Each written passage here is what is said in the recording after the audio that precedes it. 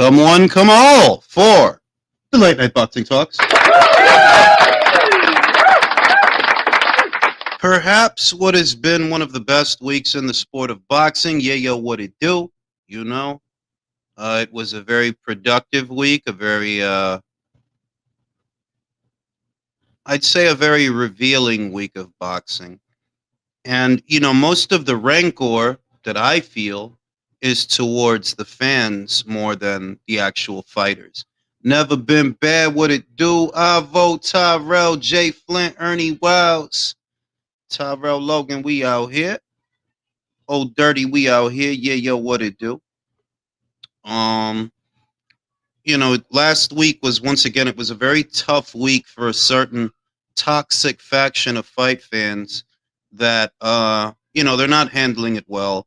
And they're already hard at work cooking up new narratives to gravitate towards, because the idea that they could be wrong about something, the idea that they don't actually know what the hell they're talking about, that's like the apocalypse to them, Been saying it for years, but it's to no avail.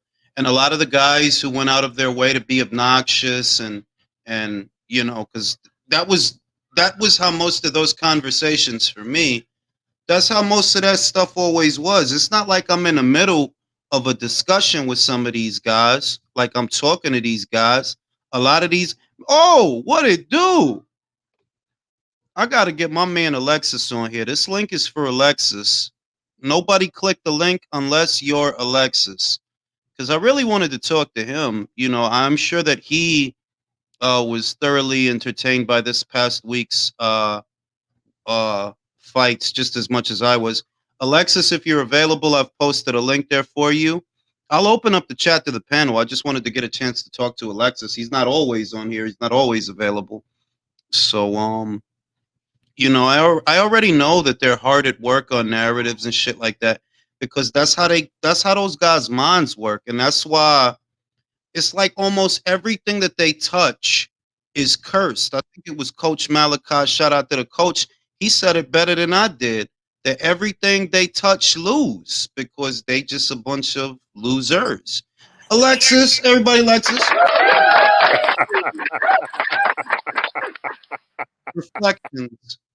Reflections. Alexis, what? Because last week was crazy. At least not for us, because, but last week was crazy. So just give me your thoughts on the stuff that happened last week. Inoue, Fulton, Spence, Crawford. Just what are your thoughts? I know that you believe me. I know that you believe me because you know me for fucking years. But none of that surprised me. Inoue was Fulton. I looked at Fulton, and I'm hearing so many. I was looking at Fulton, and I know a lot of people going to say, "Oh, he's a hater. He never give credit," but he was getting this. You know what? He was under the myth, the mystical envelopment of cloak of the slick black fighter, right? Meanwhile, I'm looking at the guy's resume. Everybody looks at resumes. So okay, let's look at his resume. Who he beat? Okay, Angelo Leo. And who else? The point. You know where I got real suspicious of Fulton. I got real suspicious of Fulton and him getting into this life and death match with Brandon Figueroa. Was it Figueroa or something like that? It was Figueroa. I remember you were one of the few people, and this is a credit to Alexis, because I actually think Alexis has a very good eye for being able to see through things.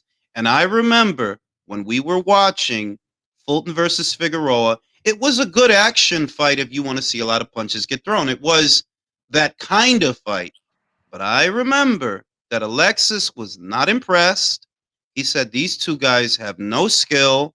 Neither of them is very good. I remember, because we did it live, and he was actually here for that. He was here for that live. And I'll say this much. I picked Inoue to win. I picked him to win on points. I don't really think Fulton's resume is that bad. There we disagree. I think he fought some good fighters like Arnold Kagai is a good fighter. Ronnie Rios is a good fighter. No, not Ronnie Rios. Daniel Roman, I think it was the last one he had. He's a good fighter. The win over Angelo Leo, solid win. Leo was WBO champion, and Figueroa is just that if he beat Figueroa, it was by the skin of his teeth. That there was a legitimate argument that he lost. Well, this is what I see. What I'm talking about is for the credit that he was getting, the elevation that they were giving him as being this. I don't. What they were painting Mm-hmm. Stephen Fulton to be, in my opinion, if he were to be that, he wouldn't have gotten into that kind of fight with that class of fighter like a Brandon Figueroa. A Brandon, would Floyd get into that? Would Floyd get involved in a fight like that? You know what the thing is? It's like when we think about Floyd, if we use him as the year mark, he had a very tough fight with Emmanuel Augustus, and he had a very tough fight with Castillo, and he had a very tough fight with Maidana the first time out. So it's like it's not beyond the realm of possibility that a good fighter can get into an uncomfortable fight because Floyd was a pure boxer, so volume punchers. That if you're going to put the pressure on him, that's what Maidana and Castillo had in common. Those are guys who throw punches in bunches. That they don't care what you're doing; they're going to come right at you. And for the style that Floyd has, that he wants to counter, he wants to create space. It's tough for that kind of fighter. So I didn't hold it against Fulton as much as But, you did. but this is what I'm saying is this. What I'm saying is this. I remember the Maidana fight. I remember the Maidana fight. I vaguely remember the Castillo. I haven't seen it in a long, long time, and so I can't. I can't. The Emmanuel Augustus fight was a horse of a different breed. This guy was Floyd was basically in his developmental stages, right? And they wanted to put him in against a tough southpaw. But what Top Rank does when they want to build you against you not you like you have if they're interested in your career and they care about you, they think that you're going to be somebody. What they do is that they will put you in against a crafty southpaw that's going to give you trouble, but won't knock you out. Mm, So even if you get into trouble, whatever, you'll see that style, and you're gonna have trouble with it. You're gonna struggle, but at the worst, you're gonna do is come out with a draw, or maybe you know what I'm saying. But they're not gonna like change your career there. So you're gonna go out and have this experience. Hopefully, you beat the guy, but you'll have the rounds in the tough experience, right? And that will then elevate you to then when you see another southpaw that with the knockout power, you have that experience in the background to draw upon, right? That's mm-hmm, that's mm-hmm. that's the formula. That is. They they But they that's why they did that to Berlanga. They put him in there with two but movers. Berlanga didn't want any of that. Berlanga didn't want. No, no, pero eso es lo No, que es no, que let's not ellos deviate. trataron, ellos trataron. They did what Yes, they normally do. Que, yes, okay, ahora te vamos a ponerte con alguien que se puede mover. They put him in there yes, with Coceres, no le yes, gustó. They put him in there with Steve Rolls, no le gustó. Después, okay, yes, está bien, we're going to put you in here with a guy. He's not going to move lateral. He's going to come to you. El panameño ese, yes. Romer Angulo. Tampoco le gustó eso. He's like, yo, all right, you just got to get the fuck out of They here, wanna bro. they wanna build they wanna build you so that when they do a cross promotional fight, you're gonna whip the other person's ass. They don't want to take losses at Top Rank Mm-hmm, when you're under contract to them. They want to build you to the point for they have a freaking ludus, but I don't want to deviate. The point is this: that the difference between what Fulton's experience, and you correct me if I'm wrong, mm-hmm. Fulton's experience with Figueroa is that what Floyd, because he had the tough fights with Madonna, but Floyd never lost poise. Yeah, Floyd didn't get into a firefight with that guy. He that's got true. hit and he had to stay, was very uncomfortable. But at the end of the day, Floyd was still Floyd under duress and handling it with poise. What That's true. Fulton did was get into a firefight with that guy. That is true. That's That two is true. different things because it speaks to your poise. You know what what's his name? I'm going to leave him Sugar already. Shakur Stevenson's strength is Stevenson's strength, major strength is poise. Yes. You're And not gonna move him, that's Crawford's strength. and that's Crawford's strength. Poise is something that cannot be that isn't properly Mira, measured.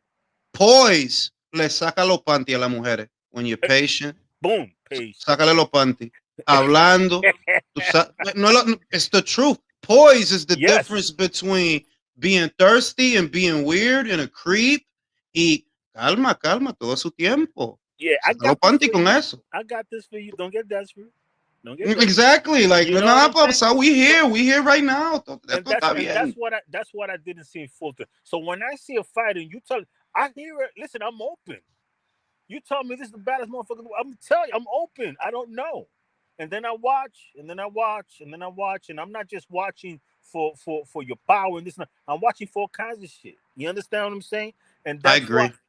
what Fulton was missing, right? Muy simple, muy simple. Yes. Él tiene cosas buenas, pero I am going to say that I was honestly surprised at how Inoue was able to undress him. Like, bruh, like, yeah, I had Inoue winning, but I didn't think it was going to be that lopsided. I went with Inoue by way of points because I felt Inoue, the power will carry and he will be busier. That Fulton, in all likelihood, he's going to spend most of this fight on his back foot. When he gets touched, he's going to realize, okay, this guy hits hard. I So can't now open up. I'm gonna ask you. You say you had Inoue winning, but not in the fashion that it is. Now I'm gonna ask you, and I want you to go into the depths of your mind Mm-hmm. and really analyze yourself and answer my question as why? Why did you have Inoue? Why didn't you expect that from Inoue in that fight? And like, what is it? You know what I'm saying? Why? Why did you expect a different outcome than other than what happened? I want to hear this. Well, not the knockout, but I expected, and I said it in the videos that I did, that it kind of reminded me of when Chocolatito moved up to Superfly. Que Chocolatito was a fucking tornado in his first 3 weight classes. He was a fucking Mm-hmm. monster. Pero ya que cuando he went to Superfly at his 4th weight, ya ahí tuviste que, okay, you know, you can't do everything the same way that you did it before, porque ya tan más grandecito, aguanta puño mejor, and they have a little bit more pop too. So not only are they able to hit, but they're a little bit durable, more durable than you're used to. So I thought, okay, so we're going to kind of see that. Probably we might see something like that with Inoue because this is his 4th weight. You know, it's high to climb. You know what I mean? And that was why I thought I'm not going to be brazen. I'm not going to go with a knockout because I don't know if his power is going to carry. I think it will. I don't know because his frame, he looks okay for super bantam, his frame. And he hits like a son of a bitch and he's young. So I'm like, the ingredients is there for the power to carry, but I have to see it before I know. So I'm going to be conservative and I'm going to go with points. I didn't know he was going to fucking stop him. Stopping him was like, wow, bro. Okay. Wow. So the reason why I asked is because, and I'm going to mention another show just briefly. I was hearing BDA boxing, and they were analyzing the fight, previewing the fight or whatever, having an opinion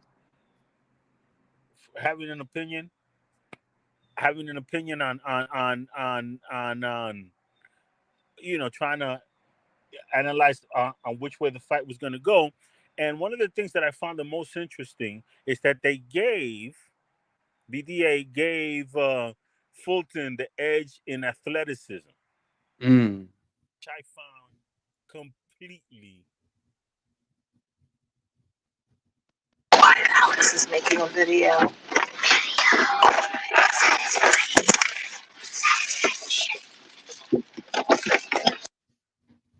They give you okay. Oh yeah, the black guy's more athletic. I think that's where it went. You understand what I'm saying? The black guy must be more athletic. Meanwhile, I've the fights that I've seen in Inoue have, aside from the Nonito Donaire fight, Hmm. right? He's done some really wicked, almost. I remember one time he got down on his knees, like he squatted down like Pernell Whitaker used to do, like this guy now does. What's his name? Roberto Ramirez. You know how he Hmm. squats down and he gives you levels, eye levels. And I saw Inoue doing this. I think he did that to Maloney. He did it to some other cats. And I'm seeing like his hand speed and stuff. And I'm saying this dude is fantastically agile. And I never questioned whether the power would translate moving up in weight because he it wasn't a question of he wasn't putting on a lot of weight fast. He was done with the 118. You Hmm. understand what I'm saying?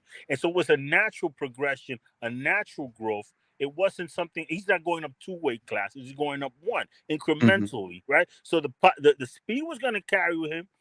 I knew that Fulton couldn't punch worth a darn. You understand? Eso sí. And then the results were not the result was not at all surprising to me, to say the least. That's all I'm about to say about that.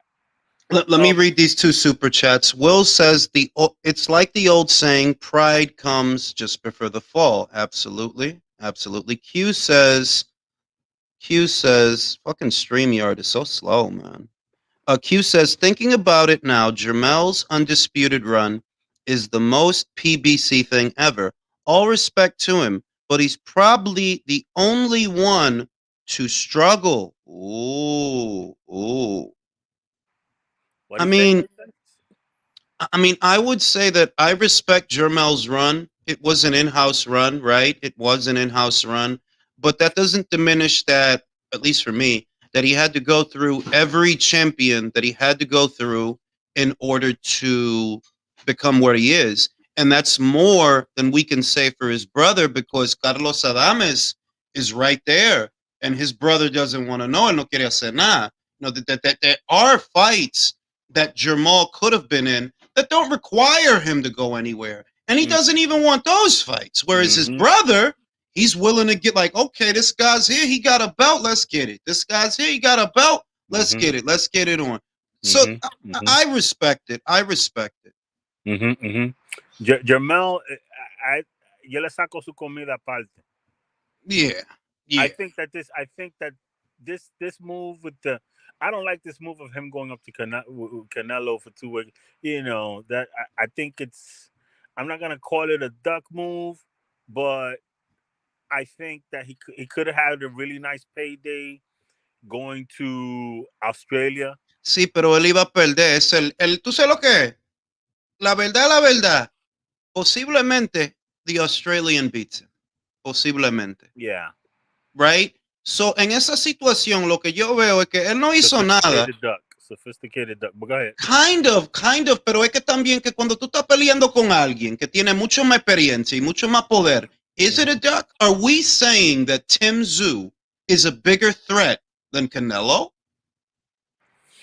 I'm saying that losing to Canelo, I'm losing to Tszyu is a bigger does bigger damage to your career than losing to Canelo. That's what I'm saying. And That's I what don't. a sophisticated No, duck it is. is. It is. But when whenever we say the word duck, we're basically saying that or at least the way that I use it, my definition is when you circumvent a difficult fight for an easy fight, an easier fight. And based on my definition, how I look at it is, well, no, I don't think going up two divisions and fighting Canelo is easier. What it is more rewarding. You make more money, win or lose. But is it easier? I don't know about all that shit. That motherfucker's probably gonna knock you out. Well, Probably. let's examine that though. Let's examine that. Does he make more money automatically fighting Canelo than Tszyu? I think so. I mean, if I'm telling you that those people you're for no, I'm not disagreeing with you. I'm not okay. Tim is the best money at 154 right now, by and large. He could have gotten 10 million for that fight. If he goes to Australia, Yes. you know, if he were willing to, he would get paid well for that fight. So it's not like he wasn't going to make any money. But the thing is, you know, ese tipo no va para allá. He's not going to fucking go to Australia. No. He's not going to fucking. No. So con eso, okay, en Las Vegas con Canelo y ponlo tú que con el güero, con el gringo, Canelo sold 800,000. What does he sell with this guy? Mucho más dinero, mucho más pay-per-view. Para mí, este pay-per-view posiblemente hace $1 million, possibly. Con el güero que nadie conoce, he sold 800,000.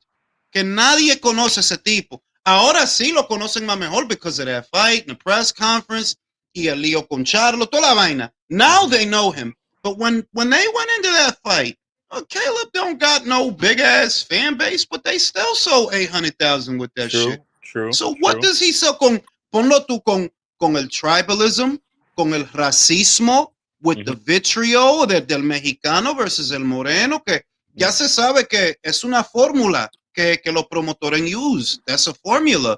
Con eso, para mí, yeah, they can sell $1 million. Yeah, they're gonna sell $1 million, but it's not gonna translate for any more money for Charlo.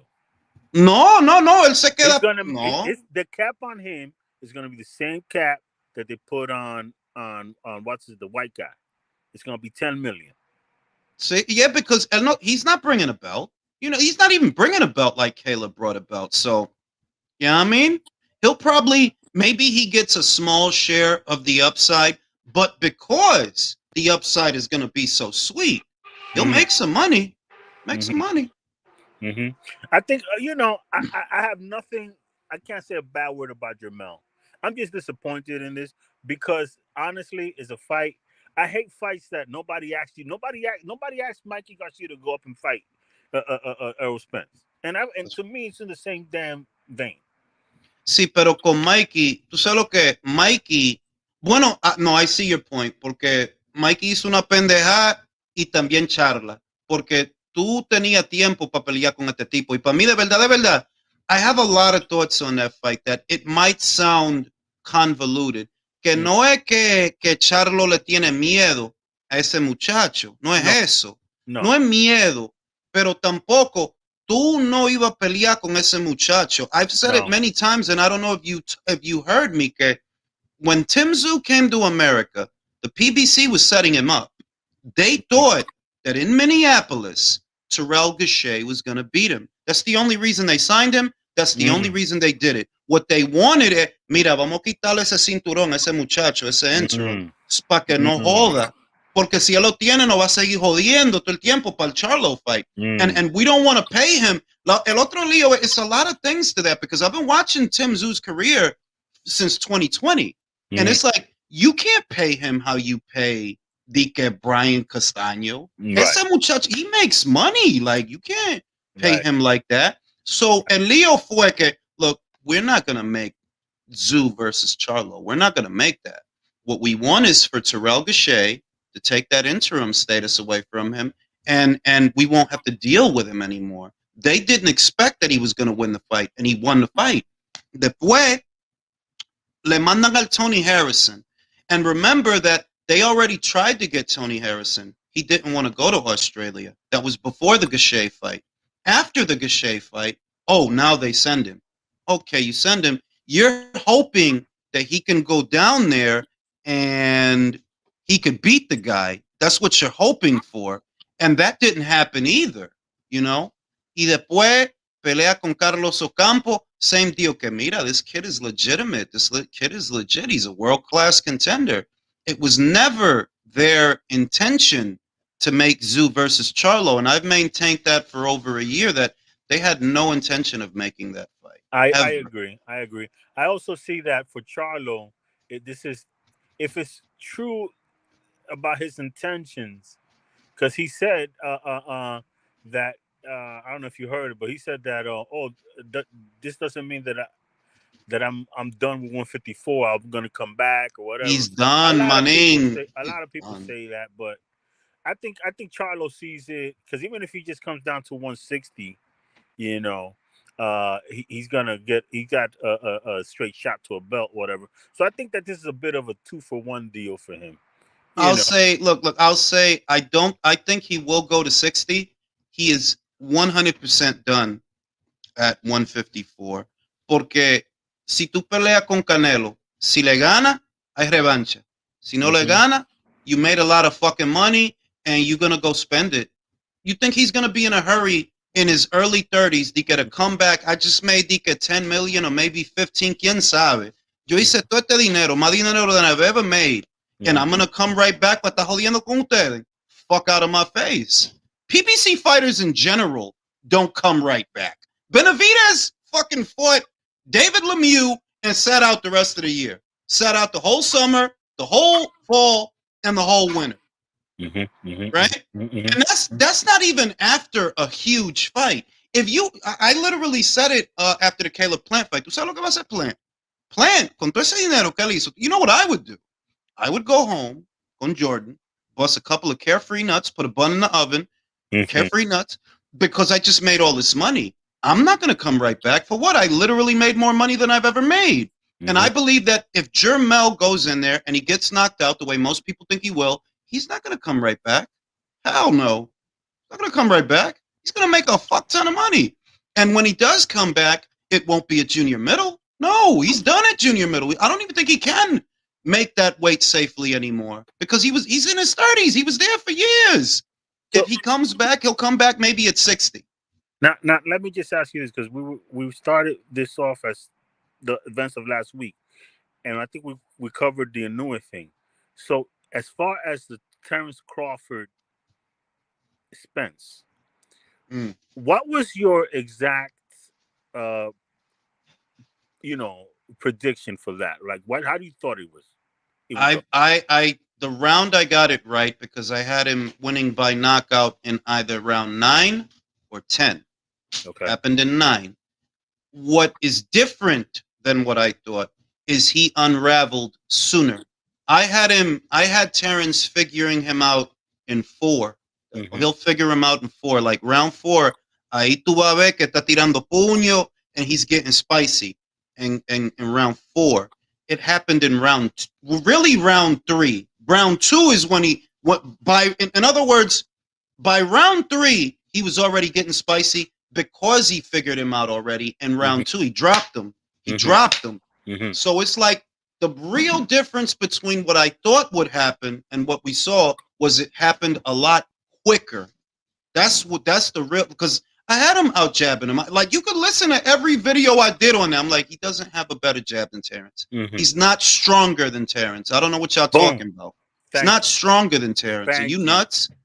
Thank you. What about if he's so fucking strong? How the fuck did Mikey see the 12th round? And that was before the car accident. 4 years ago. How is he stronger than Terrence?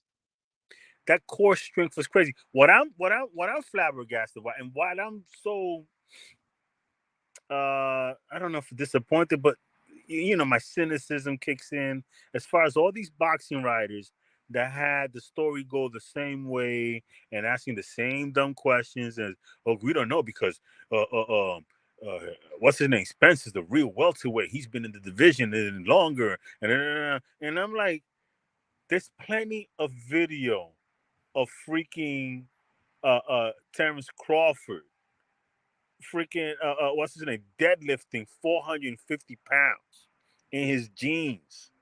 In his freaking jeans, bro. Yes. Like nothing. Like, you haven't seen those videos. What makes you think that that his background is wrestling?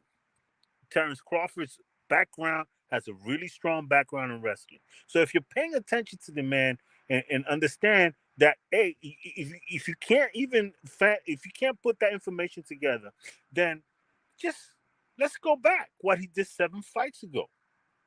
And moving up from 140 to 147, where he takes on Jeff Horn, who's nobody's cup of tea and everybody wants to dismiss and that he's garbage and this and that and the third. But that man was a legit 154-pounder middleweight, which is what he ended up that was parading around in 147 that ragged Manny Pacquiao. Did he lose the fight or not? How I had that fight was that what I said when Manny Pacquiao fought and surprisingly Keith Thurman actually says, I don't know if you ever heard Keith Thurman talk about that fight. Before he fought Pacquiao, he mentioned the Horn fight. And he said the truth. He said the truth. In that, I don't know how you feel about this.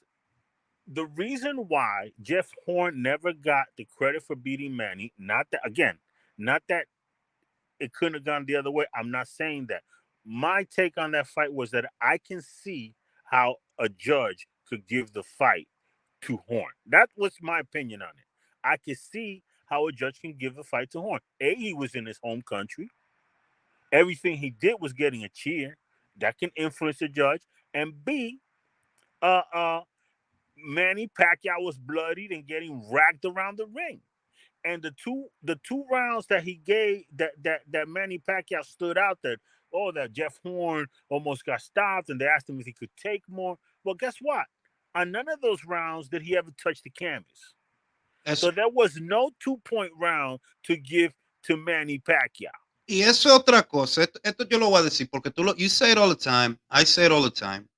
Guys like Jeff, guys like Mean Machine, right? Guys like Jose Benavidez, ellos son una basura. Okay, pues dímelo tú.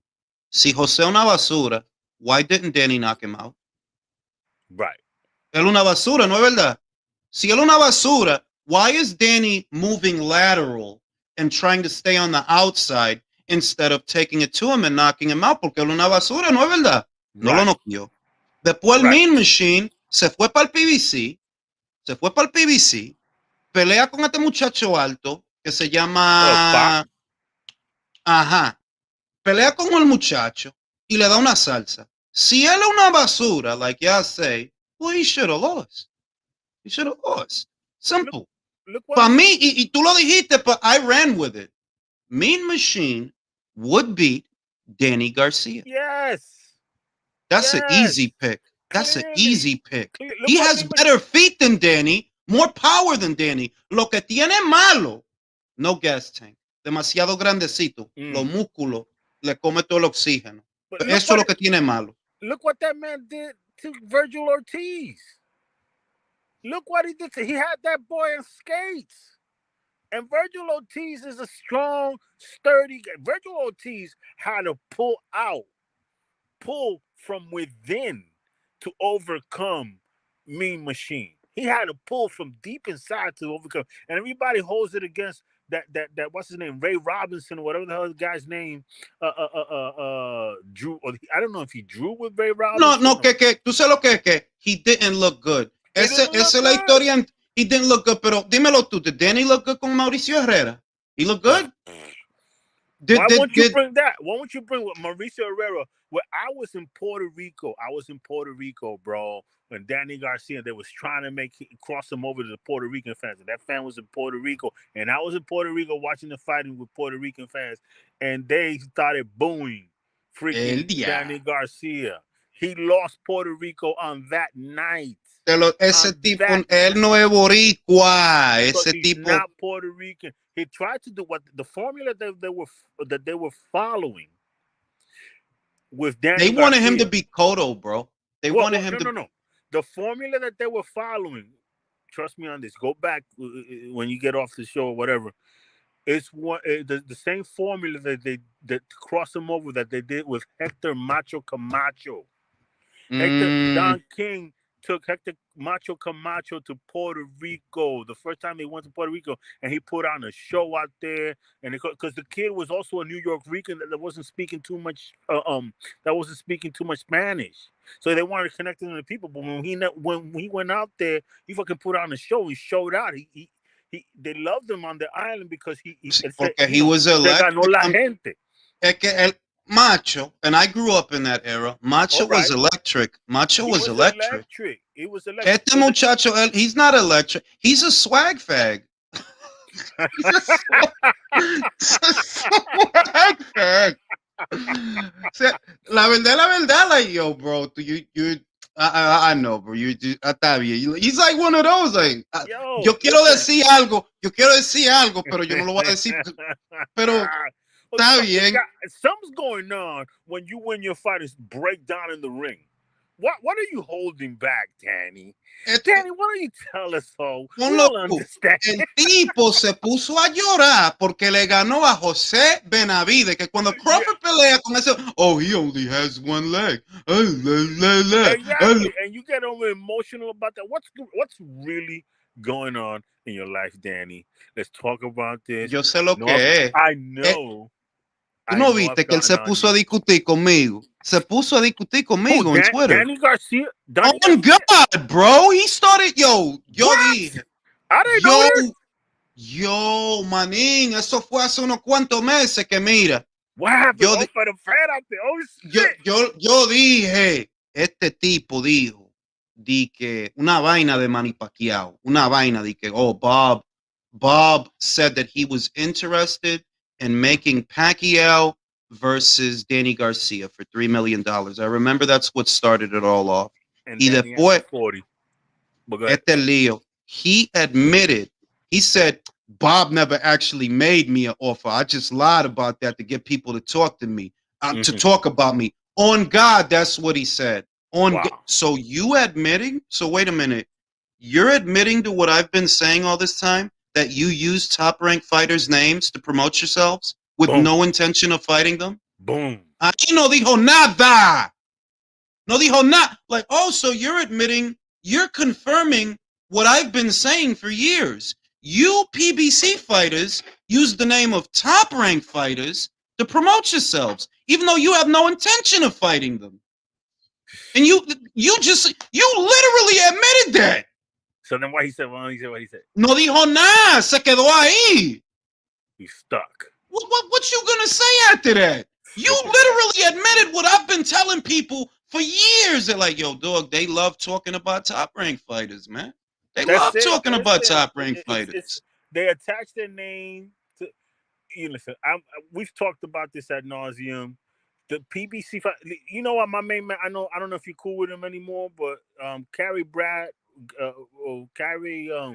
Correct. No, I'm cool with Correa. Okay, cool. So Correa, and you know he was all in with Spence. And he ate his crow. He's coming back. He's like, yo, all of y'all was right. Cool dude. But then he says, he posted on one of these pages. He said, yo, Bud Crawford showed me that resumes don't mean shit. That's what he said. Oh yes. So what I said, no, my brother. What he taught you was that there is a difference between a popular name, a well-known name, and a good fighter. Exactly. Okay? So the thing about and we've gone through it, let's do it one more time. And I give Al Heyman, man, I'm going to give this man all kinds of credit for this shit, bro. He was successfully created an alternate universe. Yep. Where his fighters didn't even share same opponents with Crawford, bro. Not even the share. They didn't want to be. He protected them from being exposed in any way, shape, or form. In every capacity.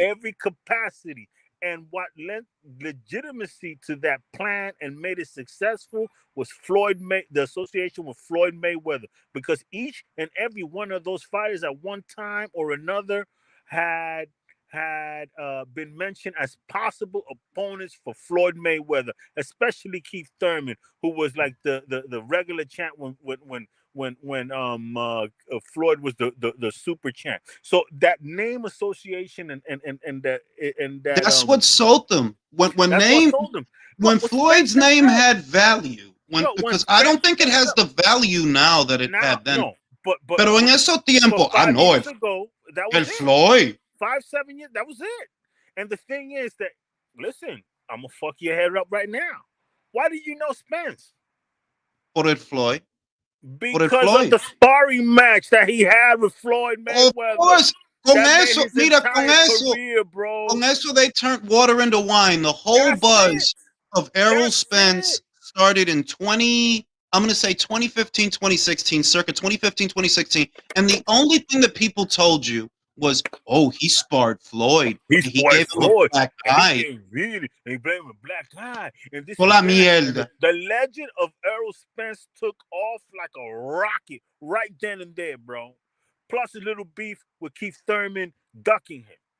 Y mira, ellos tenían una situación. La situación que ellos tenían fue una linda situación. This is where I think they fucked up, de verdad, de verdad.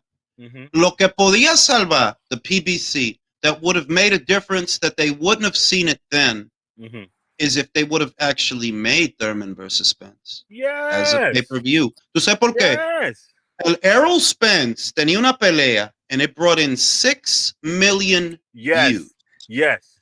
La pelea con Thurman y Danny Garcia, esa pelea, ridiculous numbers. Yes. So ahí tú ves que, okay, you guys, ya, los números están ahí.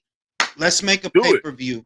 Do it. You a champ, he's a champ. ¿Qué pasa? El huevón de Thurman, no, se desgarita por 2 años. Because of his mierda con el fucking elbow, bro. El Inoue peleó with a broken eye socket. Ebony Bridges fought with a fucked up hand against her arch rival. Tú me estás diciéndome a mí de, oh no, I was away because of my elbow. Mierda.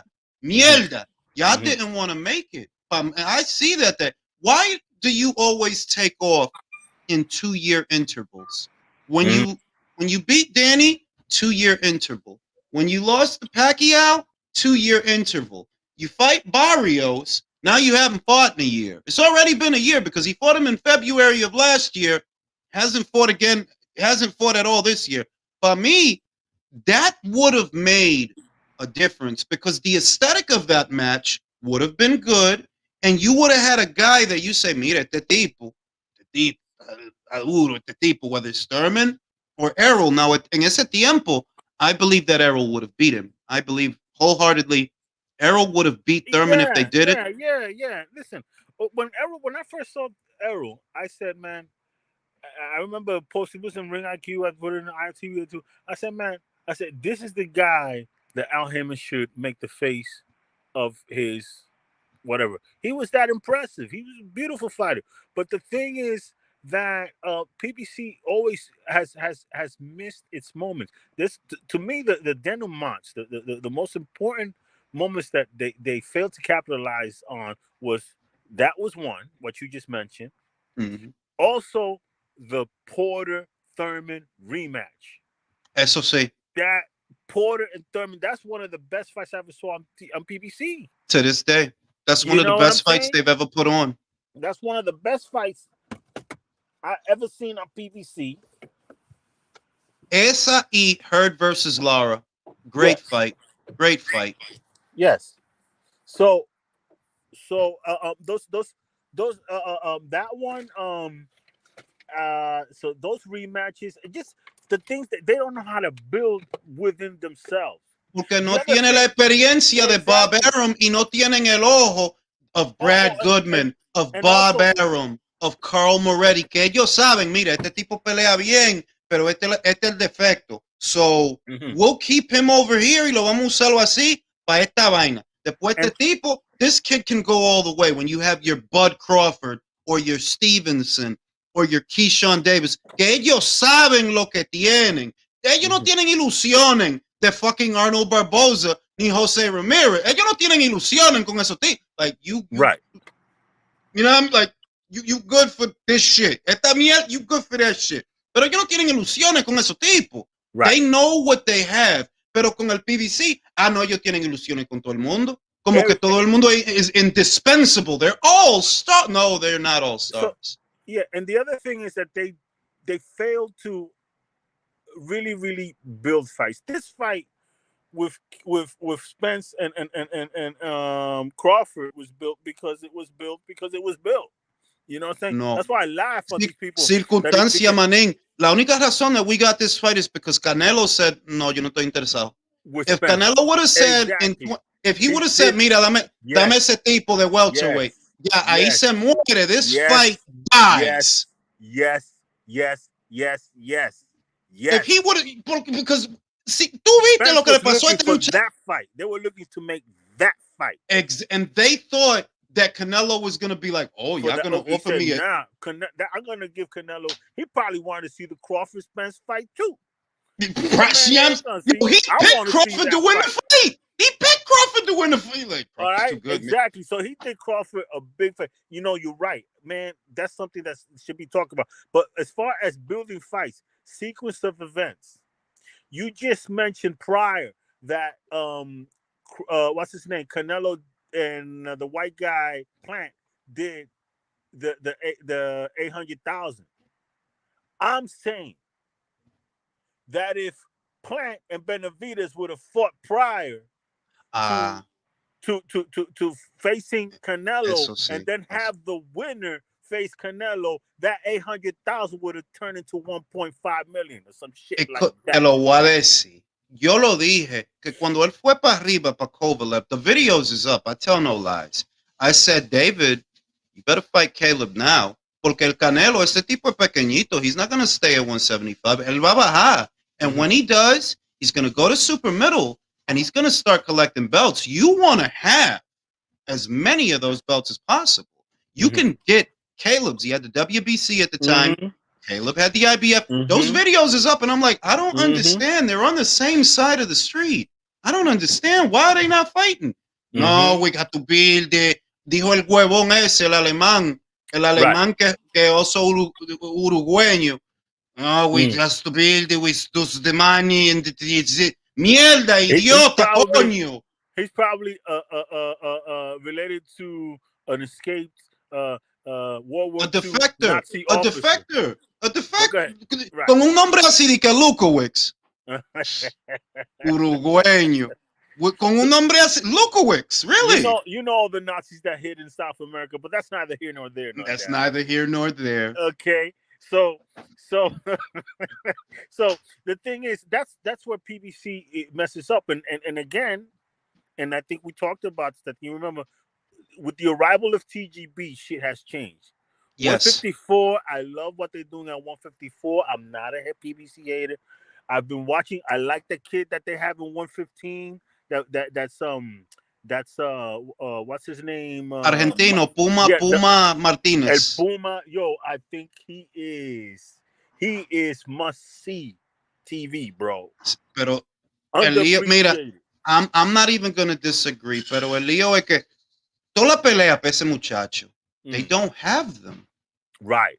They don't have them. Él necesita Estrada, él necesita Ioka, Chocolatito, Estrada.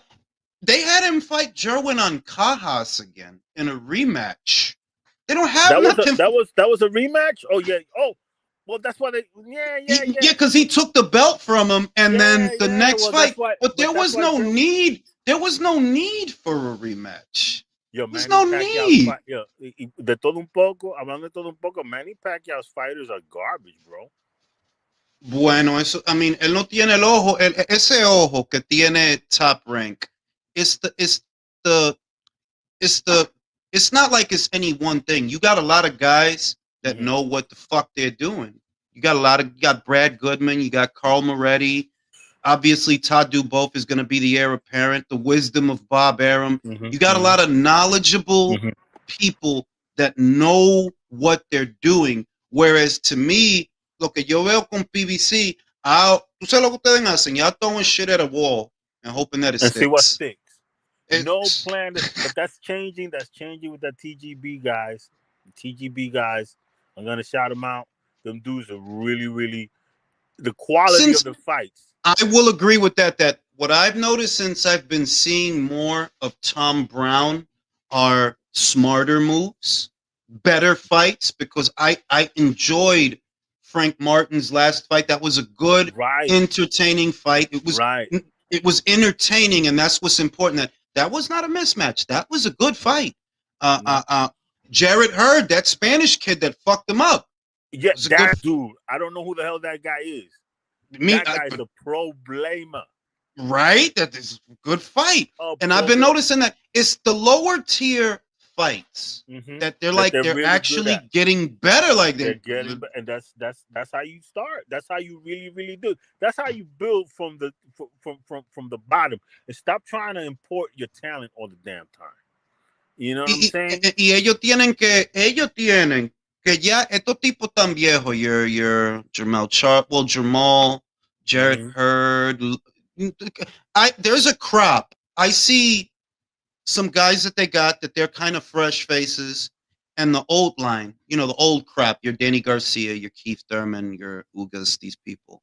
And, it looks like they're starting to trim the fat because, well, you think that you're supposed to get paid A, B, C, and no, man, like, nah, we don't got that for you, bro. So, you know what I mean? They got some young guys I like the Frank Martin kid, for example.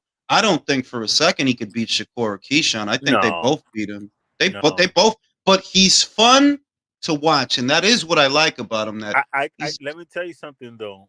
I think El Keyshawn Davis, he's got some issues. He's in the right gym to fix the issues. Yeah, right? Because he's doing a lot of mimicking of Crawford in his movements and stuff. I don't know if you see it. He has a lot of mimicking of Crawford. The thing is, I always look at the landscape. I look at the landscape that those deficiencies would not bite him in the ass until he gets to 40, which he's not about to go to 40. Right now, at 135, he probably beats 75 to 85% of that division. 75 to 85%. Does he beat Cruz? Isaac Cruz? No, not Isaac Cruz. Who doesn't beat Isaac Cruz? Oh. As a matter of fact, look what a top ranked fighter did. Isaac Cruz. That dude lost that fight. I don't give a damn what. No, he did. He did. Yo, I said it on este tipo una basura, man.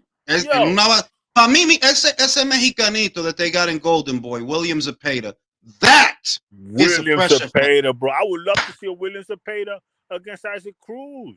Do some more Mexican shit instead of having Isaac Cruz waiting for another. Mamando huevo y esperando for fucking Javante. See, that's another lost opportunity that PBC doesn't capitalize on.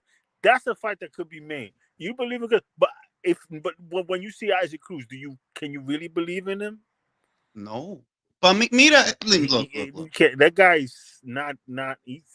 He doesn't want to be what he is, and that's the problem. He doesn't want to be who he is. Sean Gibbons doesn't want to let him be who he is. Y este el problema. You're supposed to be the quintessential tough out Mexican that doesn't care whether he wins or loses. Y ahí está tu dinero. But they're turning you into a prima donna. No, yo no tengo que hacer eso. Yo no tengo que pelear con Shakur. Yo no tengo que pelear con Ryan. Pues ¿con quién tú vas a pelear entonces? You fought a Ryan Garcia lookalike on Saturday, bro. No tiene tiempo para Ryan. But you got time for that guy. You got time for Gamboa? Where his money is being that rough and tumble textbook Mexican that win or lose, he's going to make you look bad. Right. You're turning him into a prima donna. And that you ain't going to get no fans with that. Saying that Shakur hasn't done enough to see him? Are you beat Oscar Valdez? Are you out of your mind? Yo, dog. Are you out of your mind? Isaac Cruz is trying to downplay Shakur. Shakur is a 2-division champion, right? 2-division champion. He beat Herring for the BO. I respect it. Herring was a champion, and he dominated him. All right? That's impressive because he's very young. He dominated completely. And Oscar is not a bad fighter. I don't understand why he doesn't get more credit for that. That Oscar Valdez is not a bad fighter. That's one of the toughest motherfuckers anywhere around that weight. That man fought with a broken jaw. That's a tough motherfucker. And Shakur completely dominated him. For the high risk, low reward, en ese brasileño, Robson Conceição, He fighting fights. Your claim to fame is not a fight that you won. It's a fight that you lost. Are you fucking joking, bro? It's a joke. It's ass backwards over there. And let me take just a quick note on Shakur. As far as when I saw that this guy has like ridiculous poise, I'm gonna tell you when it was, and it wasn't even a championship fight. The fight when he fought Pitufo Diaz. Pitufo Diaz, who had about 20, he was 20 and something, and it was Shakur's, I think maybe his 10th fight or something like that. It was maybe his 10th fight. And he takes on that. They all told him, no, don't take on Pitufo Diaz. He got Freddie Roach in his corner. And Pitufo Diaz, he takes on Pitufo Diaz. He thoroughly embarrasses him. Right? Like, he on some more, you can't touch me. He was on some more MC Hammer, you can't touch this shit. Right? He hit or don't be hit. Quintessential. Then, this is when I said, oh my God, Top Rank's got something special with this guy. In the closing moments, when the crowd started booing Shakur, I don't know if you remember this, because Pitufo Diaz was getting more and more rugged and come on, let's fight, why don't you stand still? You know what I'm saying? And all Shakur did was more movement and more tapping, and like, nah, I ain't gonna brawl with you, bro.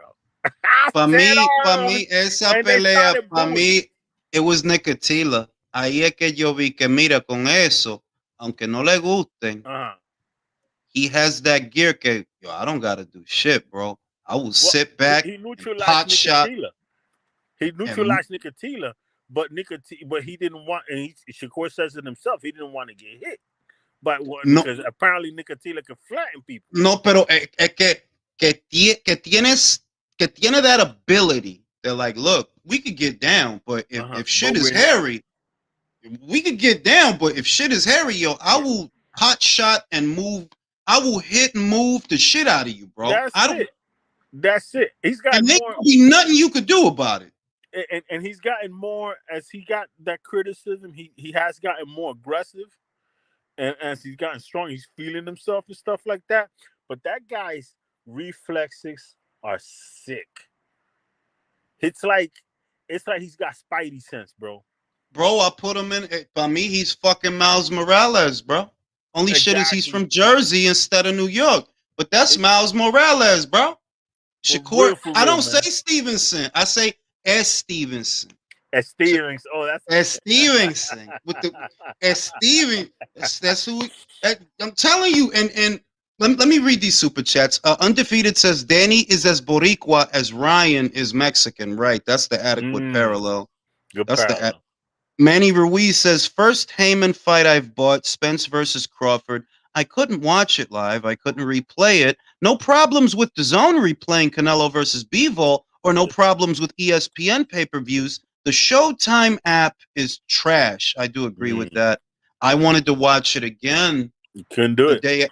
And I couldn't do it. Napoli says, Napoli says, what would your opinion be if unified light flyweight champion Kenshiro Taraji moved up to fight the Sonny Edwards versus Bam Rodriguez flyweight title unification? That is a very, very tough fight for Kenshiro. That's a very tough fight. For him to move up for that one, I still want him to stay down there and see if he can't get Bomba Gonzalez, the BO champion from Puerto Rico. I still want to see that. They were supposed to fight, but Bomba got sick and they had to postpone. I still want to see that fight before Kenshiro moves up. This fight, te lo voy a decir, I enjoyed every minute of this fight, right? I think you did too. Pero yo no voy a decir que esto fue Oscar con Felix. No, it wasn't. Esto no fue Mayweather con Pacquiao. Lo que esto fue was Mayweather con Corrales. It was a beatdown. This was not like, I love the fight, Credit to the Warriors. Even credit to Errol Spence for even going through with it, because I'm convinced he knew what was going to happen. But, to not be a bitch, absolutely. I've been convinced of that from the moment that the fight got announced, that he knows what's about to happen. But to settle his spirit, this man survived a car wreck, right? So what's ass whooping to him? It's ass whooping. It's to settle himself. Okay, I did it. At least I tried. Well, once Canelo was not an option, he knew that. Bueno, eso sí también. Because I've been saying for a while that, and I'm gonna tell you this real quick too. I've been saying for a while that at this point, Errol Spence could be beaten by anybody. So you can't freaking. Eso sí. You can't. He knows I can't. So how's he gonna lose without cashing on the $10 million and stuff like that? And that's why he's gonna take the rematch. Para mí, tú sabes lo que I don't know if he's gonna. I see what you mean. Okay, he don't look right, and I've been saying that. And I'm like, if you fight him again, your career is over. So, because he'll finish you. He'll finish whatever's left of you and your career. He'll take it away. So, you can fight a Brian Mendoza, but it's just like you said. It's risky now. These guys that he's not one, and I'm not saying this to be petty. This is what I genuinely believe. He's a B to maybe a B plus, or maybe he was a B plus because I don't even know if he's that anymore. These guys will hit you, you'll go out. Yeah, those guys at 54 go out. You'll go out. I've always said Brian Castano, long before we got here, said Brian Castano would run over him. Run over him. Now here today, Brian hasn't fought since the rematch. But I'm saying that years ago, I looked at Errol and I'm like, your thing is the Jeff Horn thing. You're big for welterweight. All of that evaporates once you go up. To your real weight. To your real weight. All of that evaporates. And those kids that are up there are anywhere in between your height, the 6'1" to 6'5" with that Fundora kid. You won't have the advantages and the strength up there that you might have been enjoying at welter. So you've always been on borrowed time to me. You've always been on borrowed time. The way he fights, it's too simple, and that's not going to age well. The guys that can move up, there's nothing simple about them. There's nothing simple about Terrence. There's nothing simple about Shakur Stevenson or Alexander Usyk. These are not simple fighters. Inoue is not a simple. I love this guy. I love Inoue because he has enough power that he could just let him go off his power. But he's not lazy. Like, no, we're not doing that. We still gonna set this up. We still gonna use this. We still gonna use this jab. We still gonna be in and out. I hit hard enough that I could take you out and I could just lay into you. But why would I do that? Why are we gonna waste punches?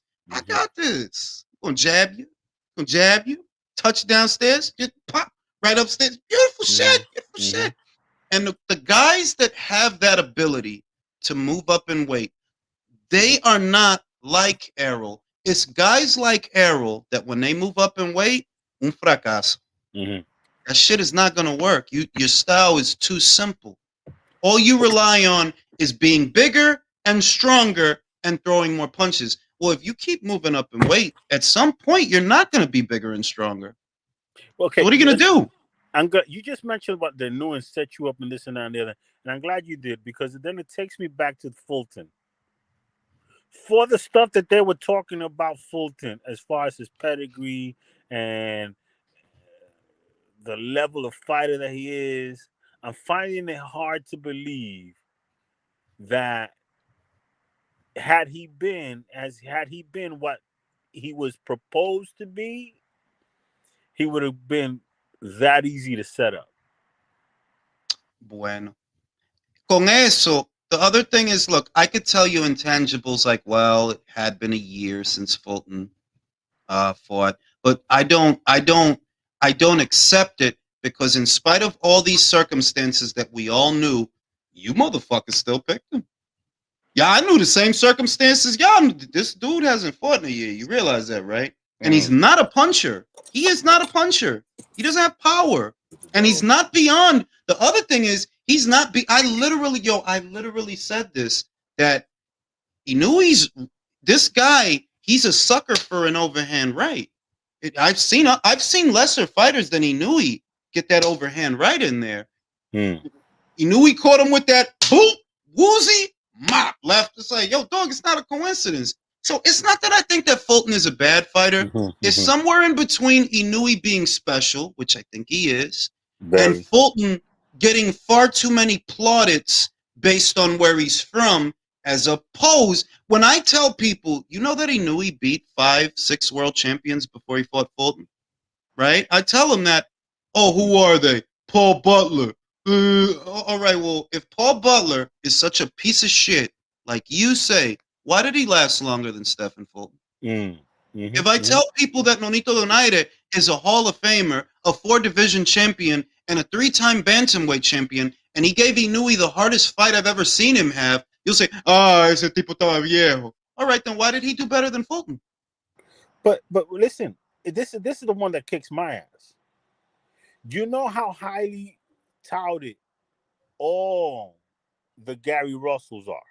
Oh yeah, Gary Russell, the guy at 140, and the guy, his younger brother, whatever that was in a smaller weight class. The one que el puertorriqueño beat. El puertorriqueño that Inoue beat. Exactly.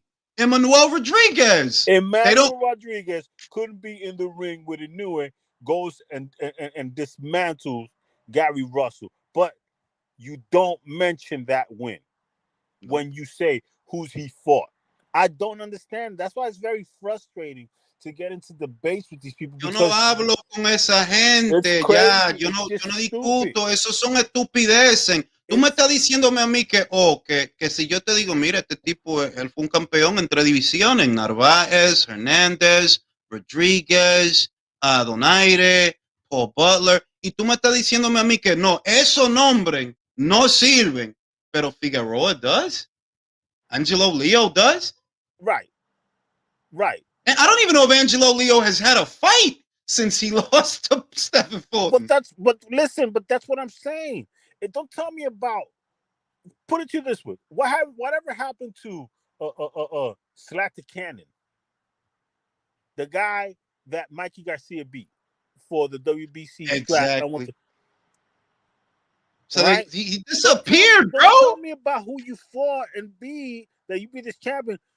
If that guy didn't, then okay, you beat him, but then what happened to his career? He's not the only one tampoco. El Robert Easter, también lo wins de Mikey. That look, I give him credit for beating 2 champions. You know, Zlatijanin had the WBC, Easter had the IBF, and Mikey won those fights in Zlatijanin. Oh, I was thinking it's not the Cannon. Ese nombre es raro, man. It starts with a Z. Oh, shit. Pero el tipo le ganó bien, lo noqueó, and he was an unbeaten fighter at the time. So credit. Robert Easter también, you know, he was an unbeaten fighter, unbeaten champion at the time. I asked for that fight. Go ahead. And he fought great. Pero tú no me vas a decirme a mí de que esos tipos son más mejor, por ejemplo, que Ray Beltrán, que Ricky Burns. Right. Después que Crawford le dio esa salsa a Ricky Burns, do you realize Ricky Burns became a champion like 2 times after that? Wow.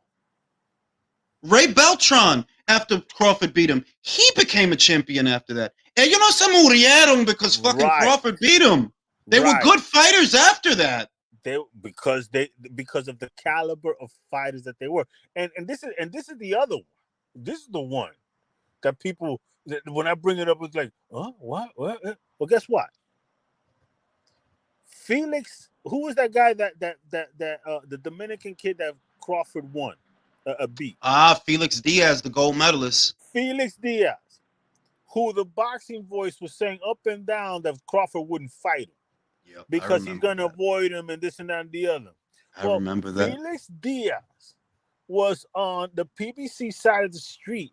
And they wouldn't fight him. The only reason he fought Crawford was because who wouldn't fight him?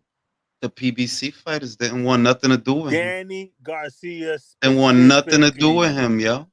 Danny Garcia specifically, okay? Felix Diaz had pedigree. I think he won a gold medal. He won a gold medal, represented the Dominican. Yo, Okay. mira. So he was. Se sabe, he unofficially beat Lamont Peterson. I saw the fucking fight. Look at that. Right. Look at that. Look at that. I saw the fucking fight. All right. He did way better than Danny did with that same Lamont Peterson. He didn't want Felix Diaz because Felix Diaz had great feet and athleticism. And I don't know if you remember this, but for years, for about 3 years, when Porter was on Danny Garcia's ass for a fight, and Danny Garcia didn't want Porter. I remember that. Okay, I remember that. And everybody in PBC world was saying that well, Danny Garcia, we're acting like Porter doesn't even deserve a fight with Danny Garcia because Porter has always been treated like a redheaded stepchild over at the PBC. Meanwhile, he's one of the best fighters that they had. Exactly. He's literally one of the best fighters that they had. So for 3 years, I said Porter beats Danny Garcia, and I would be clowned.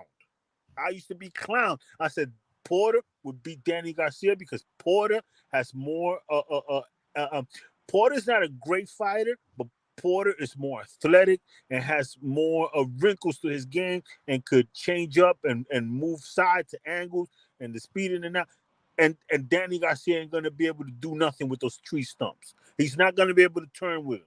He's not going to be able to keep up with him and movement and stuff like that. No, la vaina de Danny es toda la mierda del 140, que no, que le ganó a Matisse, que no, que noqueó a Mirka. Okay, eso fue casi 10 años, manín. What has he done since then? What is you know what I'm saying? El Danny, por eso, I really don't like Danny Garcia. Más pendejo no hay. You talked all that shit que cuando Crawford estaba en el 140 se sube.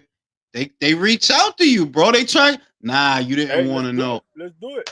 Let's get it on. Right. Nah, you didn't. Después mira, se va para el 154 ¿para qué? To fight fucking Jose Benavidez. Bate mierda, man. I hate that dude, bro. That he wouldn't unify with what's his name? First of all, he paid step aside fees. He paid Victor Postol to step aside because he wasn't going to deal with that in and out and that jab movement. Danny don't have feet. Like the people, what I see being real, Postol would have beat him. Felix Diaz would have beat him. I wholeheartedly believe Mean Machine would beat him. Maybe even a Montestanionis because Danny is Horn would have beat freaking Danny Garcia. Like Danny is not that good, bro. The dude went 12 rounds con ese Ukraine guy, Ivan Redkach. Bro, right. John Molina knocked out Ivan Redkach. John Molina knocked him out. How is he going 12 rounds with you? Danny Garcia is one of the most overrated names, I think, in the history of boxing, bro. Honestly, for the last 10 years, I'm like, yo, what are y'all high on? Like, he ain't it, bro. I remember one time in the debate, somebody said, oh, well, you know that Danny Garcia has a country behind it. I said, what fucking country? What fucking country are you talking about, what bro? What country are you talking about? I know they're Puerto Rico. They don't like him. Yo, y esa es la otra vaina. For many, many years, I have said Inoue has a country behind him. Murata has a country. You know, ya está retirado el Murata, pero yo lo dije que mira, no compare todos gemelos con ese japonés, ese Murata.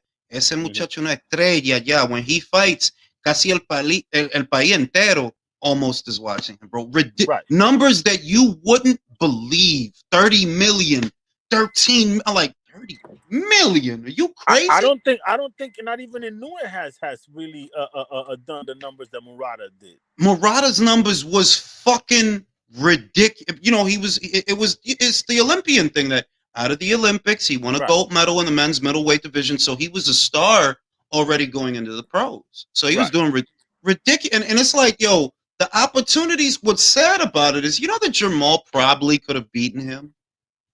Probably could have. If you were willing to travel. Probably could have been. They won't do it. But then again, maybe we're misjudging that because, hey, look what he knew he did to Fulton. Don't sleep on them Japanese guys, man. True. true. I mean, Murata was not a bad fighter. He just wasn't A level. He wasn't elite. And I've always wanted to discuss this with somebody knowledgeable like that. Elite. What does that mean to you? When you say what makes a fighter elite? What components must a fighter have to be elite? If you can give a short, concise answer to that, what makes a fighter elite? It's not the individual components because there are too many components. There are too many ways to fight a fight and win a fight. What makes a fighter elite is consistency. Okay. Consistency. For example, Mike Tyson had one gear, but he was elite. He was elite at that gear. Right. Okay. He was a pressure fighter through and through. Whether you were Trevor Berbick or Bone Crusher Smith or he's gonna do. He's so good at what he's doing. He's gonna get you. He's gonna get you. Now he was elite, but that doesn't mean he's invincible. And I think that's kind of the idea that any fighter is invincible is like, well, now we're talking comic books now, because you can be elite and still have holes. Yeah, you can be elite and have holes. You can. Like Andre Ward was elite. He was elite. But could Artur have beat him? Absolutely. Absolutely. Darnell Boone knocked him down. Sergey Kovalev knocked him down. Does that mean he's not elite? No. He's elite. But there's guys that would have got him. And what I notice about the more obnoxious boxing fans is they think if you lose, you're not elite. How you lose is pretty important, I would say. How you lose, when you lose. But I look at a fighter like, who's a fighter that lost that I think is Callum Smith. Callum Smith. He lost to Canelo. But is he elite? Yeah. You need to be better beef to beat him. Because if you're not, you're probably going to get knocked out. Probably going to get knocked out. So let me read these super chats. I blame Alexis for the lefty guy's meltdown because he mentions Top Rank's success. All this is Alexis's fault. That Lefty and Ray are depressed. Yeah, I heard about what happened. A lot of people sent me videos of that person having a full-on anti-Semitic tirade. And I still don't understand how Crawford beating Spence makes you angry at Bob. He said, you know what he said? This is how I know that, and this is why I don't argue with these guys. He said that Bob Arum would never make a fight between two black fighters. And I'm like, what do you think promoted Hagler versus her? You think that was? Okay. You really don't know shit about boxing. No, he doesn't. Bob Arum tried to make this fight, but they wouldn't let him do it. But you know what the thing is? A fight as famous to the boxing fan that is a boxing fan is Hagler Hearns. And you're telling me you didn't realize that Bob is the one who promoted that fight? You didn't know that. But to these PBC fans, black fighters aren't even black until they've signed with freaking PBC. Eso. Toda la vaina que dijeron de Crawford. Eso. That's what it is, because they don't see Crawford as a black fighter. But here it is. I'm glad that thing happened with Lefty, because he made me sound less insane. And I'll explain. Floor is yours. I say that because without the lefties of the world, doing what they do, then my penchant for even somehow connecting a fight that was on Showtime, that Bob Arum was nowhere near, didn't have any. My penchant for making that about Top Rank. All right. Right? That I would sound insane. Like, how the fuck is niggas talking about Bob Arum? Why, that's exactly what I was like. I write stuff. I know I sound insane. But I speak to the underlying tones, right? And the lefties of the world bring it out. Because to Lefty, he saw that shit. The shit was on Showtime. The shit was Steven Espinosa. Bob Arum wasn't there. None of the announcers were there. And to him,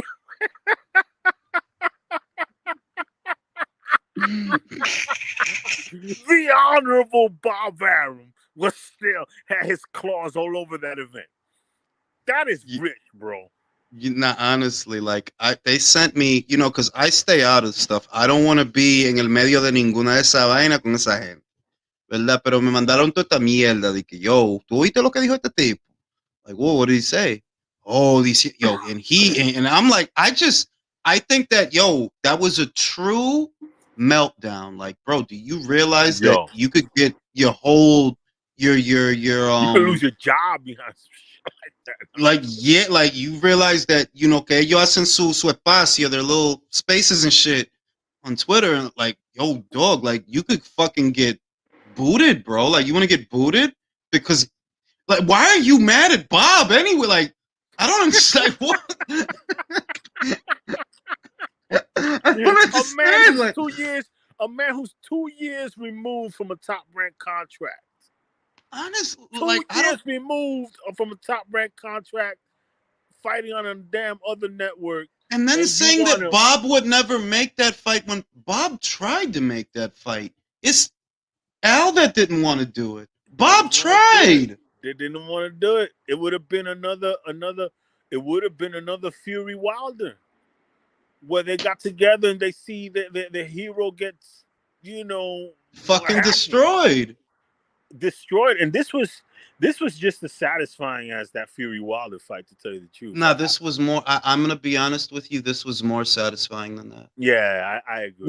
Which is crazy because of the injustice that they did to Crawford all those years. Yes, because at least Fury got the fight with Wilder, that first fight in the Showtime. They did, so there was no. I dislike Wilder. Yeah, you're right. I dislike Wilder. I dislike him more than Spence. I don't actually like Spence. Is just not a lot to dislike there. It's dislike.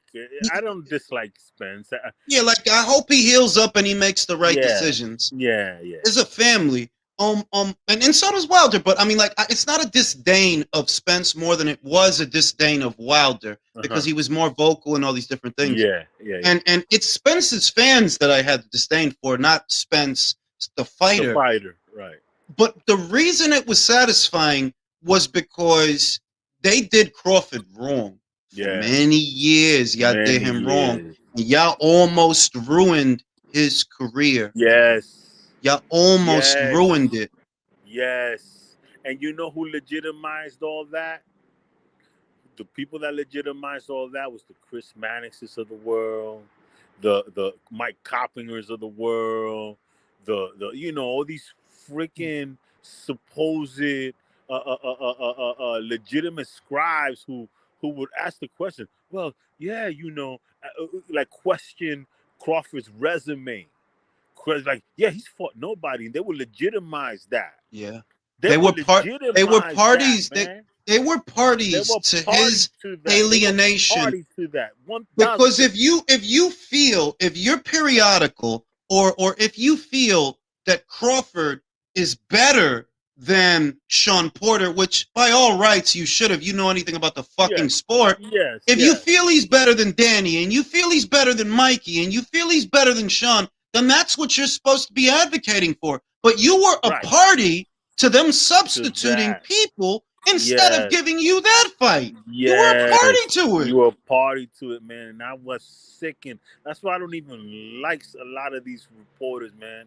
I mean, I just see it, and I'm like, man, you don't know what you're doing. If you can't see that this is not a 50-50 fight, I don't know what the fuck to tell you. And that's how they had it too. They had it as a 50-50. Like Crawford winning, like honestly, and I said it many times in the build-up of last week, that with Crawford, I've just been repeating myself. I'm very much settled on that fight. I'm supremely confident he's gonna. You go watch the live we did. Whereas with Fulton and Inoue, I felt like, no, this is tougher to edge because I don't know what's going to happen. A lot of times, a guy goes to his fourth weight and it don't work out, like Canelo Vivo, like Chocolatito, y Sorun Visa, que le dio esa salsa. You know, when they get to their fourth weight, it starts to get difficult. It starts to get hard.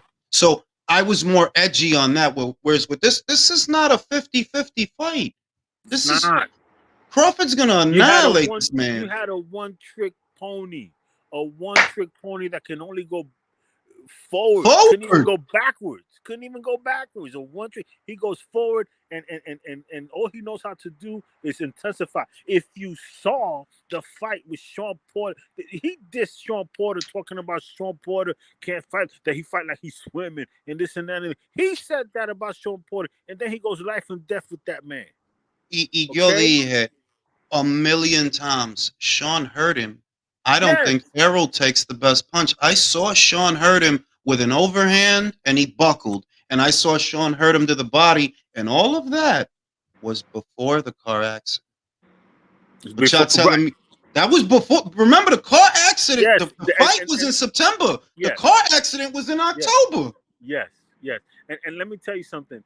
And that's the other thing that I'm already seeing way too much of. Okay. At the end of the day, Errol Spence is the same guy that got in the ring with Ugas. You know what I'm saying? And Ugas almost put his ass lights out, but Ugas, and we talked about this one time that night, that like what prevented Ugas from beating Spence? It's the same thing that separates the elite from the not so elite. Or the great from the not great. The killer instinct. You can't take that shot, and he's looking for his mouthpiece, and you like backing. Are you crazy? Yo no entendí eso. I'm like, he couldn't do it. He froze. Ugas froze. It's like one of these people that have seen what his life's desire has been all his life, and then he gets to the moment and doesn't know what the fuck to do. Grab that moment. You just like fucking Eminem said, you own it. You better You own it. You know, right? This is the own it. You own it. You know, this is the because opportunity comes once in a lifetime. And you got to jump on it. Listen, you know what I'm saying? And he missed that opportunity. Check it. I entertain those scenarios, right? Que esto, que lo otro, because I'm a content creator, so I'm literally in the business of creating content. I entertain those scenarios for conversation's sake, for argument's sake. But in reality, I always thought you were going to lose that fight. Doesn't matter when. Dude, 5 years ago, 5 years later, matter. I think it didn't matter. Didn't matter. The only difference, I think, is that 5 years ago, you would have took the punches a little better, but I still had Crawford knocking him out. The videos are up. I tell no lie, like, I think Crawford knocks him out. I don't think he's in Crawford's league. And anytime that I get into a debate, you know how cold I am. You know, oh yeah, what you think is going to happen? I say he's going to slump. The man doesn't belong in the ring with him. He doesn't belong in the ring with him. He's going to be slumped in the corner. What I said about Danny Garcia, that if Danny Garcia didn't take that fight, they offered him 3.5. He didn't even come back with a counter offer and a pay-per-view upside. He could have easily gotten. And that was at the days when he was about to fight Kell Brook, I believe, or in the Khan and Kell Brook days. So they allotted $5 million for Crawford opponent, okay, and we seen you, but we have $5 million for an opponent for Crawford, but we ain't gonna send an offer with the only $5 million that we got. They argue in bad faith, manín. They argue in bad faith porque ellos habla. They was talking so much shit about Crawford's resume while simultaneously supporting the people that alienated him. That you don't even want him to get those fights. You don't even want him to fight Danny. They didn't even. I was so sickened by that Crawford thing, man. That's why Saturday was saddest. I was so fucking happy. I was angry. So fucking see, this is the shit y'all support. This is what y'all wanted. This is what y'all want. And when I was scoring the fight on Twitter, like first round to Spence. And That's how I had I it. thought Spence. I thought First Spence won round. the first round. Then second round he was doing it, and then boom, he I ends stopped up on the scoring floor. it I after the stopped scoring knockdown. it. Because after the knockdown, ya yo sabía. It's almost. Oh, this is gonna get really bad for you. That it was an avalanche. It was an avalanche, and I told everybody. The thing with the Spence fight, because they said, oh, there's some writers that are saying that, and I think you touched upon this, that the Spence, that he gave Crawford a chance to grow into 147 and all this other shit, and that's he was a mistake. He should have fought him 5 years ago because now he's grown into it. No. The mistake was fucking getting into the ring with Crawford after 5 years of frustration. Yes. 5 I would years say of frustration. That man was so razor. he was ready. He was ready. Man. He razor, was. That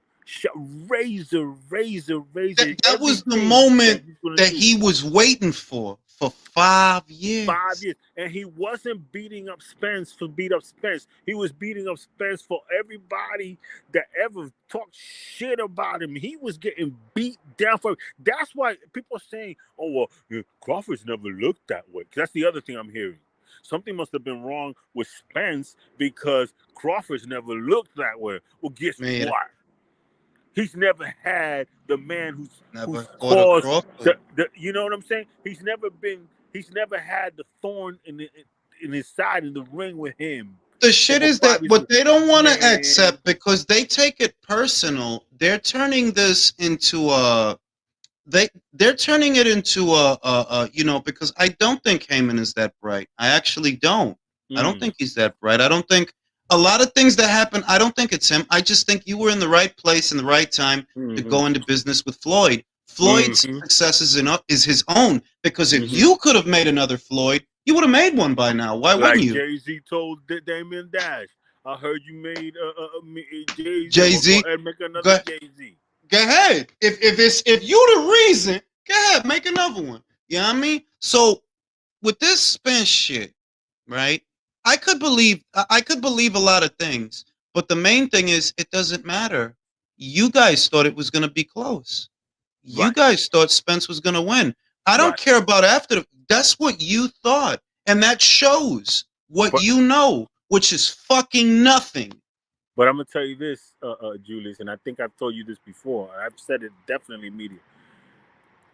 They said that I think that their support of Spence and their belief in Spence, except for people like Carrie really, that's really because from the hometown, they're really that true believing in it. But I wholeheartedly believe that PBC fans never wanted this fight. Absolutely, they would have been very happy with Spence moving up, avoiding this, dropping the belt, and Crawford never getting the fight. I've been saying that they would have been happy with more years of arguing. Yes. And everything that they were saying relied on the principle that the fight would. Mira, de verdad, and I hate to say this because I'm not fucking Rambo, pero de verdad, ellos tienen corazón de cobarde. Yes, claro. Son cobarde, like, yo, y'all motherfuckers is cowards, like, no cap though, like, no, y'all really on some, that's what is in here, is with y'all, because y'all only talking like that and trashing that man because you think ain't nothing gonna happen. The same with Inoue. You were only trashing him and talking about him because you thought the fight was never gonna happen. And it was never gonna happen. Al Heyman would never let this fight happen, so we could talk shit. So we could talk wild shit. And now they didn't know Stephen Fulton said, "Fuck that! I need $3 million." And pero para mí, mira, yo le doy su respeto y su flores because mira, at least he went. That's more than we could say for Peter Quillen. That's more than we could say for a lot of people. Now, I do agree that there was a financial incentive. There was a very obvious financial incentive, but there was also a financial incentive for Jermell Charlo to fight Demetrius Andre. They offered you $7 million. You didn't take it. There was a financial incentive for Javante Davis to fight Tevin Farmer. They offered you $8 million for Tevin Farmer. and you didn't Wow. take it.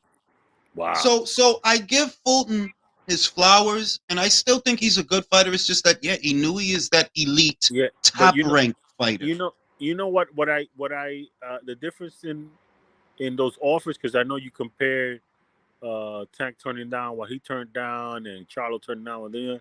The difference in all with all due respect though is that at 122 you don't see that money at all. Absolutely not. Absolutely At not. all. You would At have to fight all. 6 times against 6 guys at Yes. $500 purse You to don't get see. that kind of dough. Listen, you don't see $3 million in a Hall of Fame career at that weight class. Exactly. You So understand? he did the smart thing. He went.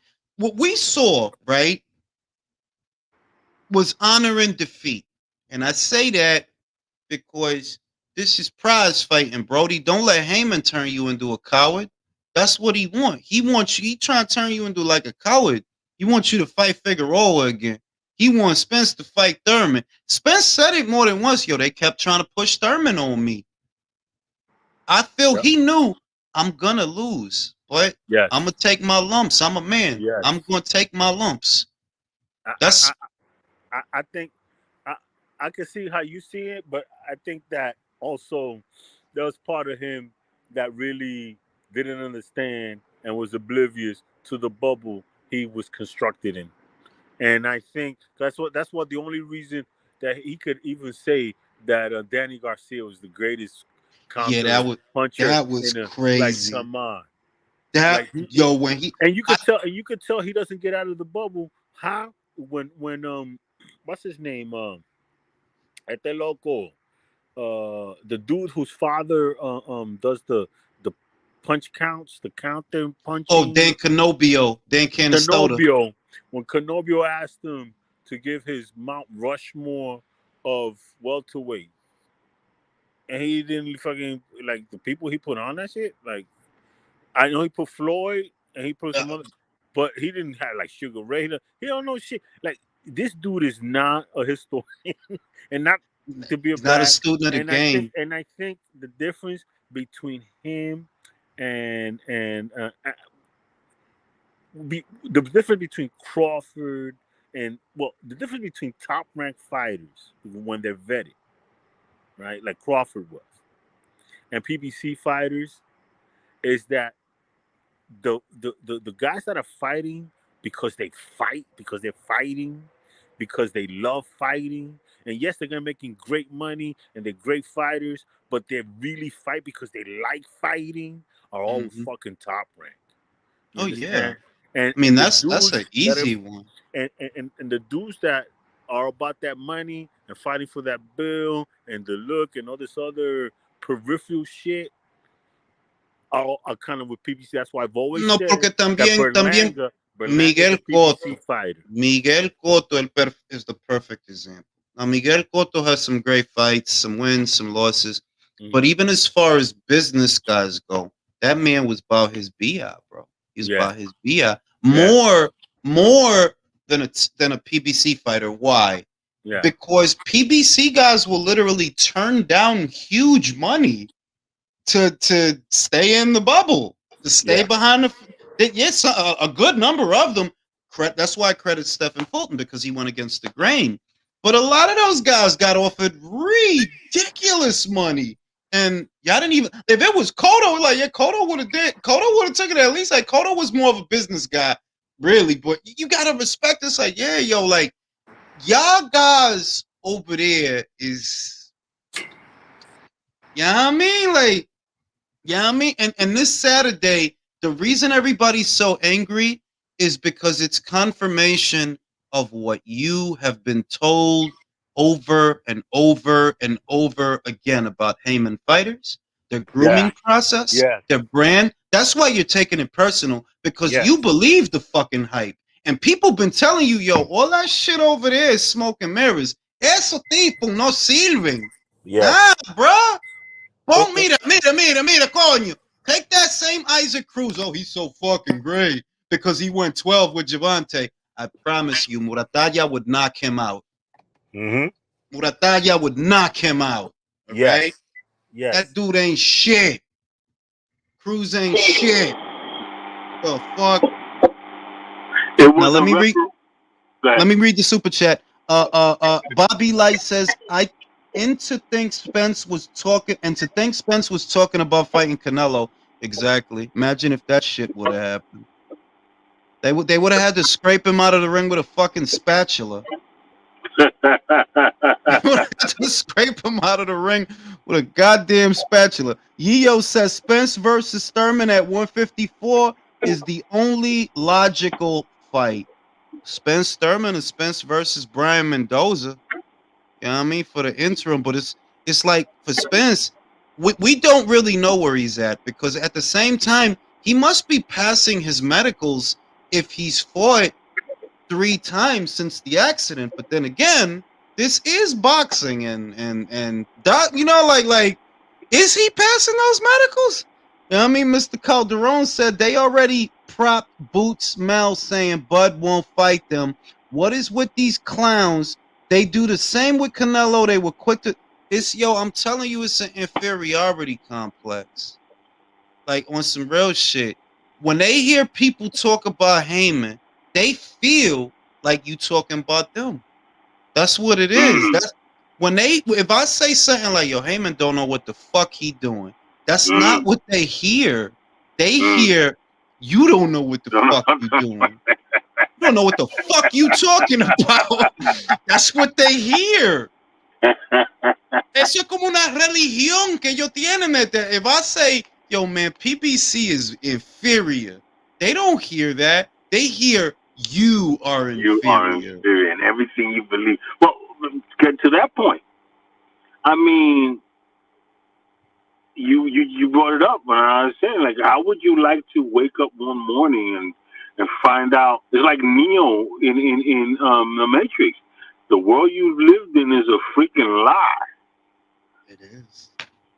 For them, it is. Everything you believed in is a lie, and able to confirm what people have told you. Yes, you're right. Your whole, that his resume. Because right now, to me, quite frankly, and to me, it even happened earlier with the Porter fight, and Porter did some real. Honestly, that was some sucky shit. Retiring right after that Crawford fight, and then in some of the things he said, like oh, I didn't really train for that fight. Manín, pero yo lo dije.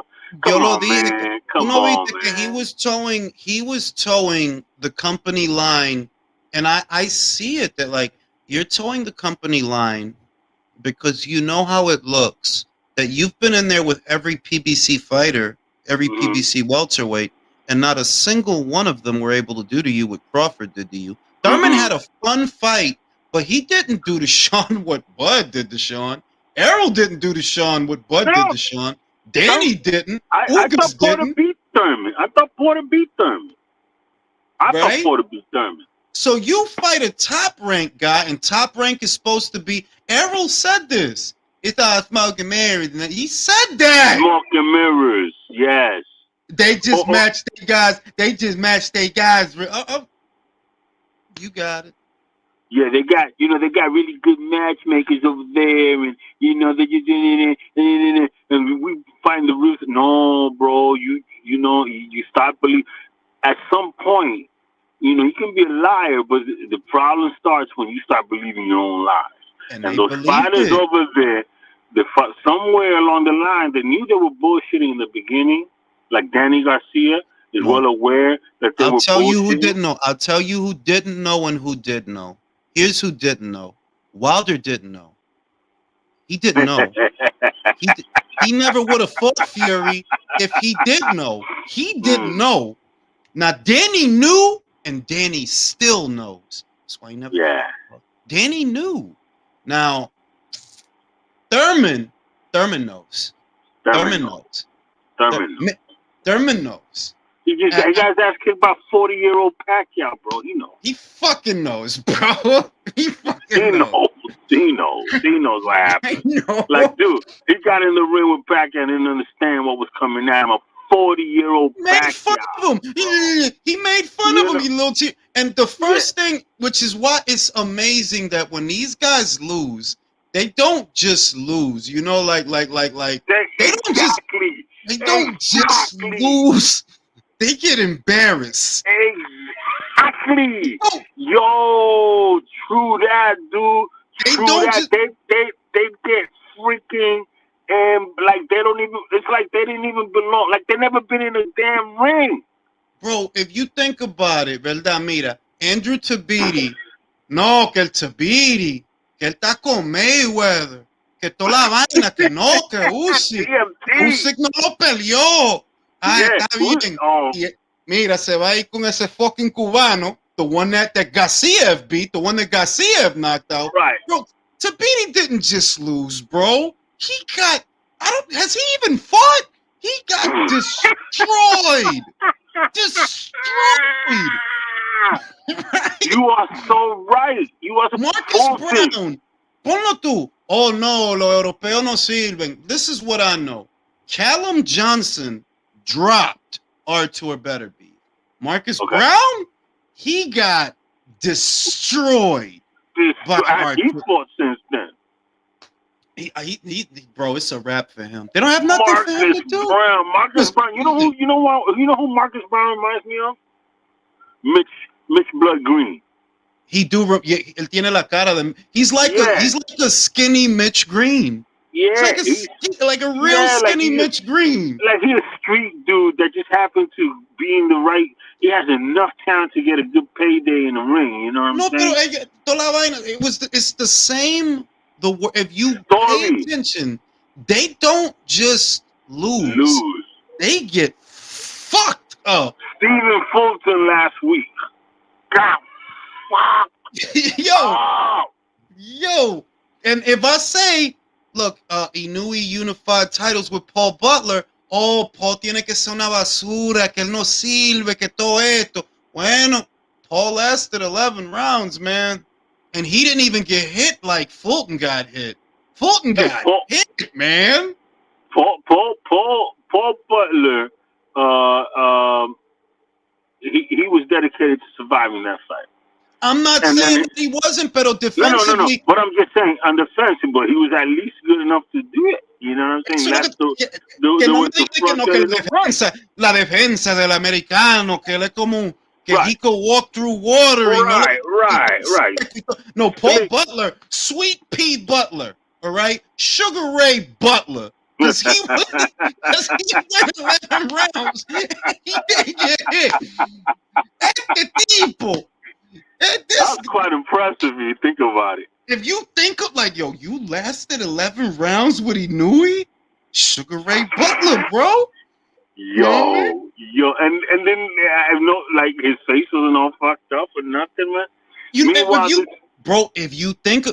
finally caught up to him in the 11th and he started tagging him. Pero está bien, he didn't spend the whole fight getting fucked. Watch the fight. He didn't spend the whole fight getting the shit beat out of him. He spent it on the run. He might get hit like that. Oh my God, man! All right, so then we all know what happened with Fury, right? We know what happened when Felix Diaz fought Crawford, right? We know what happened. Stevenson por poco lo mató. Who else? When Bozdik was Stevenson, bro. Huh? Alexander, remember Bozdik and Stevenson? Yeah, like comatose. Bro, they don't just lose. They get fucking destroyed, bro. Dude, are you not watching this? And then why would you even? And you still have the nerve to say that there's some kind of smoke and mirror going on at Top Rank? And are you crazy? Project what I honestly think, de verdad. I believe that ellos saben lo que nosotros estamos diciendo. Pero they project their inadequacies onto who they envision as the rival. That if you guys are smoking mirrors, you're not going to admit that. You're going to project that onto who you perceive as your enemy. That you are telling on yourself that, nah, it's not smoking. It's all business, all blood and guts over there, bro. You got to be special to be. You got to be special to be a top rank fight. You have to be to make it. Hey, you got to be special, and you know that. Yeah, Know that.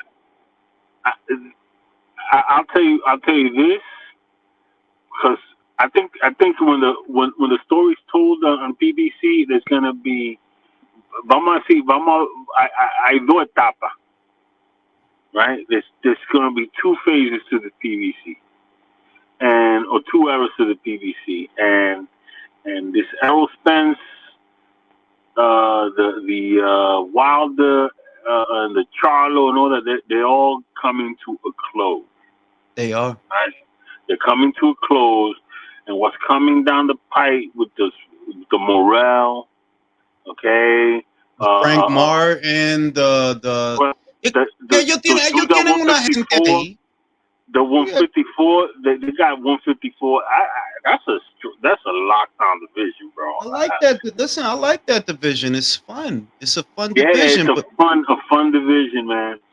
And moving forward, I think, let's see what happens, bro. Because I mean, if things get better, if they continue, because the other thing is that, I don't think they're very bright. See, for example, if I'm Al Heyman, I tell Errol, you're not doing that immediate rematch. You're not. Really? I would tell him, you're not doing that. You know what we're gonna do? If you insist on fighting him, if you do, what I'm gonna have you guys do is clean up 154. Right? These will be your final fights. You guys are gonna run. You guys will run it back, just not straight away. You can either fight the Russian Murtazaliev or Brian Mendoza. Those are supposed to be winnable fights. With him, it's so risky, though. You never know. But you do that, right? Yeah. Because like anything is risky for him. And with Crawford, you take care of Tszyu and Madrimov. Madrimov via the WBA, and I do believe that Crawford can beat Madrimov. I believe that Crawford stands a legitimate chance of becoming a three-time undisputed champion. But if I'm Heyman, I get all in the Crawford business now. That look, he's just more popular than he's ever been. He's coming off a sensational victory that people are calling this a classic fight. I'm going to start promoting Crawford as if he were Spence, or the way that we've been pushing Spence. And the focus of all our efforts will be seeing Crawford become a three-time undisputed champion, that he made history with the PBC. That is the direction I go. That's a year and a half plan, because these guys are in their 30s anyway. They're almost gone. They don't have another 11 or another 10 fights in them. Do they have Madrimov? No, he's a matchroom guy. But and who's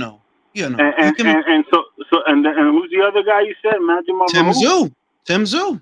So they have Tim Tszyu, and he's got the WBO. Crawford he's in position. So he's in position. Él le gana esa gente. If you work fast and work smart, he beats those guys. But honestly, I think that I can see Crawford either remaining free agents just so he can have so they could have to treat him right and give him the fights that he wants. Absolutely. Instead of locking him down to some 3-fight deal and then fucking him with some shit. The other thing I see him doing, quite frankly, you saw that big ass Prime chain around his neck. I think that he might get down with the Paul brothers, and have the Paul brothers take him here, there, and do the same shit they're kind of doing with the Puerto Rican chick they're getting money with her everywhere, and it's like not locking up, and they also have a relationship with those people in Saudi Arabia and all that. So I could see him, trying to be like, fuck yeah, I'm freeing myself from this. You know what I'm saying? If you really think about it, these dudes, ellos say, like, it's so weird, because it's like they try to like the the guys that are big proponents of the PBC, they really like to act como que son tigres, que like they bought they hustle. I'm like, bro, if you was, then you would probably like Crawford more than Spence, because Crawford makes sure he got his guarantee. He made sure that he got his fight. They're like, I'm not gonna sit out here and I didn't fight. I'm gonna fight whether you like it or not. I'm gonna fight. He fought Ebenezer. I gave him shit for that. But not only did he get paid, he got to shake off the ring rust. And when he came back to the table, do y'all have my guarantee? Yes, we do. All right? He got everything he That wanted. That was a hell of a business. He got everything whoever he guided wanted. that, he got everything he wanted, man. That was awesome. Like y'all not going to dick me. He beat him in the ring. He beat him at the negotiation table before that. That's what I'm saying. That if y'all was really Bachabia, y'all would not, cause that dude took care. Like, nah, I know what y'all trying to do. Errol fought last year. Y'all trying to catch me on a humble because I ain't even fought yet. You ain't got no guarantee for me. Y'all trying to wrap this around my neck and blame me. I'm gonna tell you what I do. If nothing else, I'm gonna keep busy. I'm gonna fight. I'm not gonna let this year go by and I don't fight. When I come back, they'll come back. Y'all better have a guarantee. Sure enough, they got a guarantee. Y'all want the guarantee? Do you know? I saw Boxing Kingdom, right? And I don't know if I can verify that number. I'm gonna have to keep looking. But I saw Boxing Kingdom say that they were guaranteed between 10 and 20.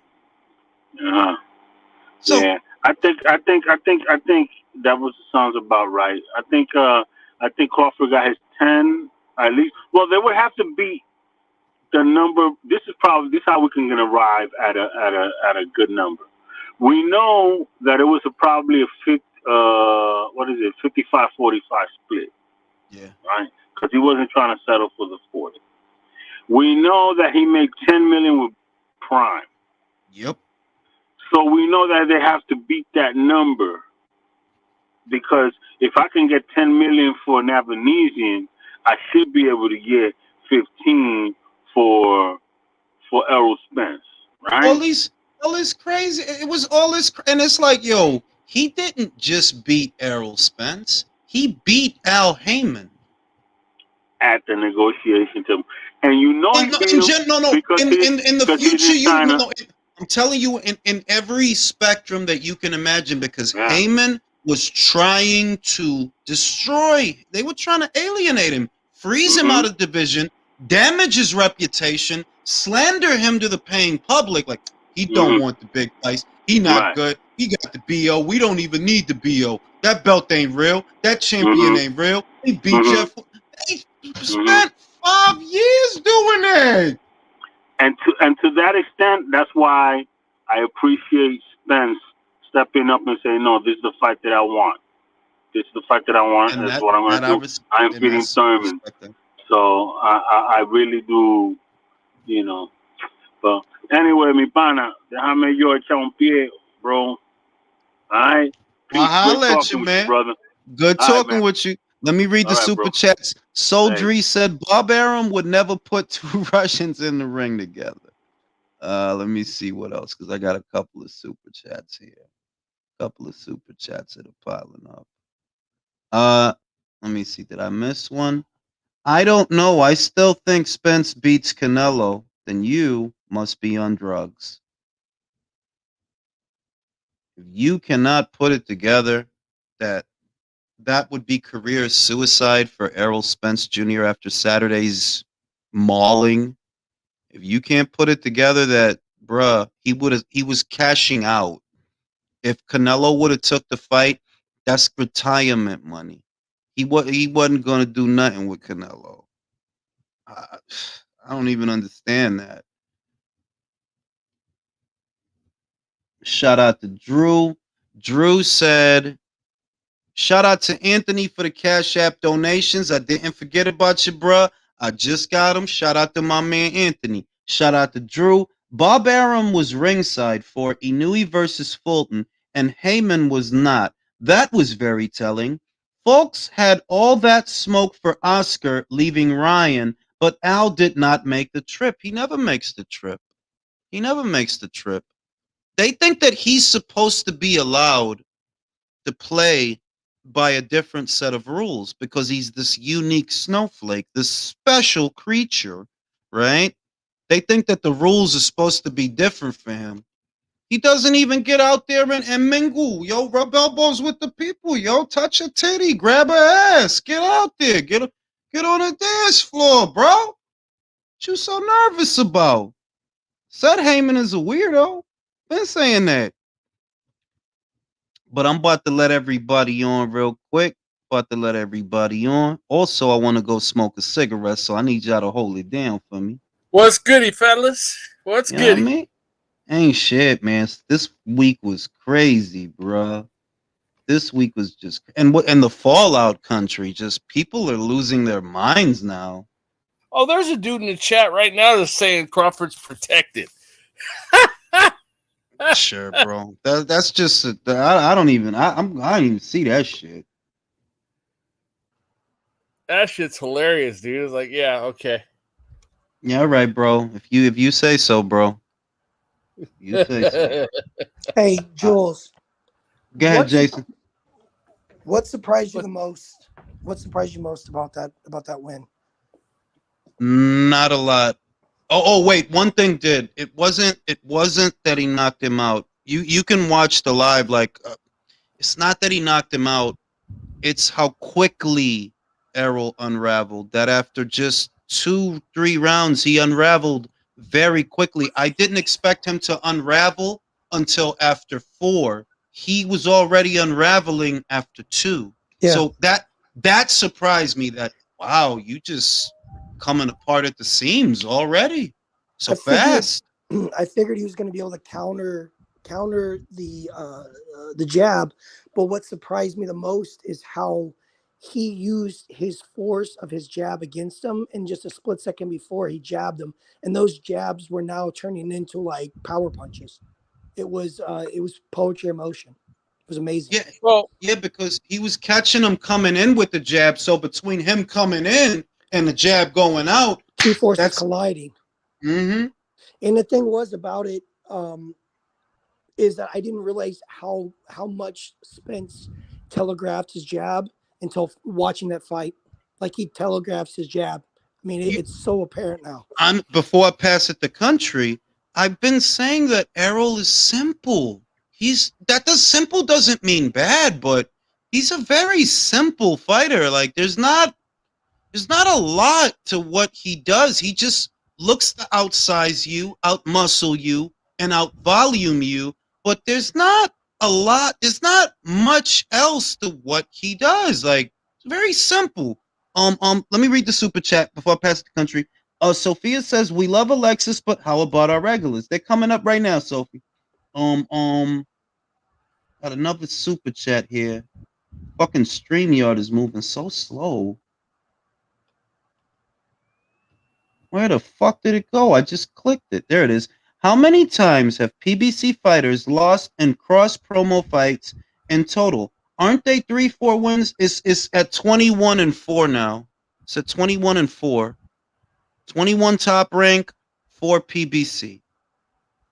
I mean, in their defense, I wouldn't want to make cross promotional fights either if that was my record. Bro, not after all that shit. Now I'm gonna let y'all hold it down real quick. I'm gonna go smoke a bogey. I'll be right back. Country, the floor is yours. Thank you, sir.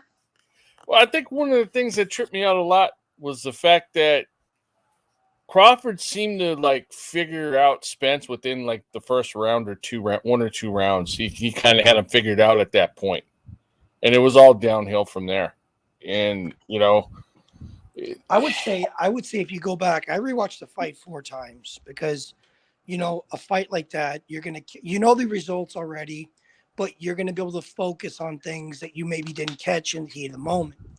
I would say probably the only round that you can give to Spence, and it's still a 50-50 round. You could probably say the first, but I would say probably within maybe 2 minutes, Crawford figured out exactly the game plan. And what's disappointing, what's disappointing for Spence is that he's had what probably be at least a year. He knew that he was going to fight Crawford, and he had no game plan whatsoever.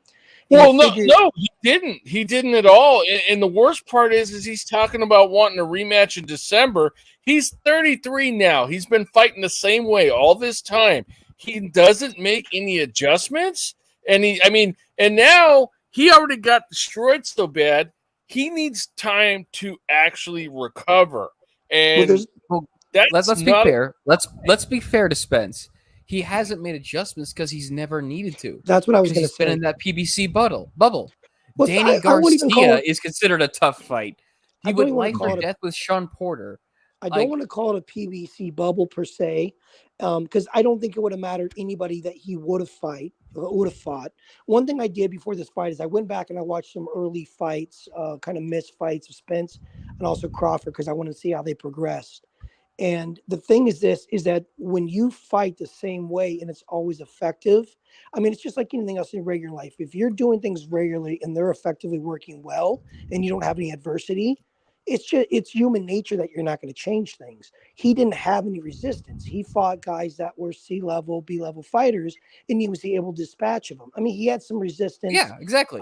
But the thing is that when you've never fought a true A-level talent, you don't, in anything in life, if you don't get resistance and everything works out for you, well, most people are not willing or feel the need to change things. So what happened with Spence is that he bought in to the same narrative and propaganda that everybody else was buying into, that Crawford didn't fight anybody, that there was no big wins on his resume, that they picked his whole resume apart, and he didn't have a skill set. And if he fought anybody, they were low level or no namers or Euro bums or whatever. But the bottom line was when he actually did have to end up fighting, which a lot of people knew who paid attention to boxing, an A-list, A-level elite fighter.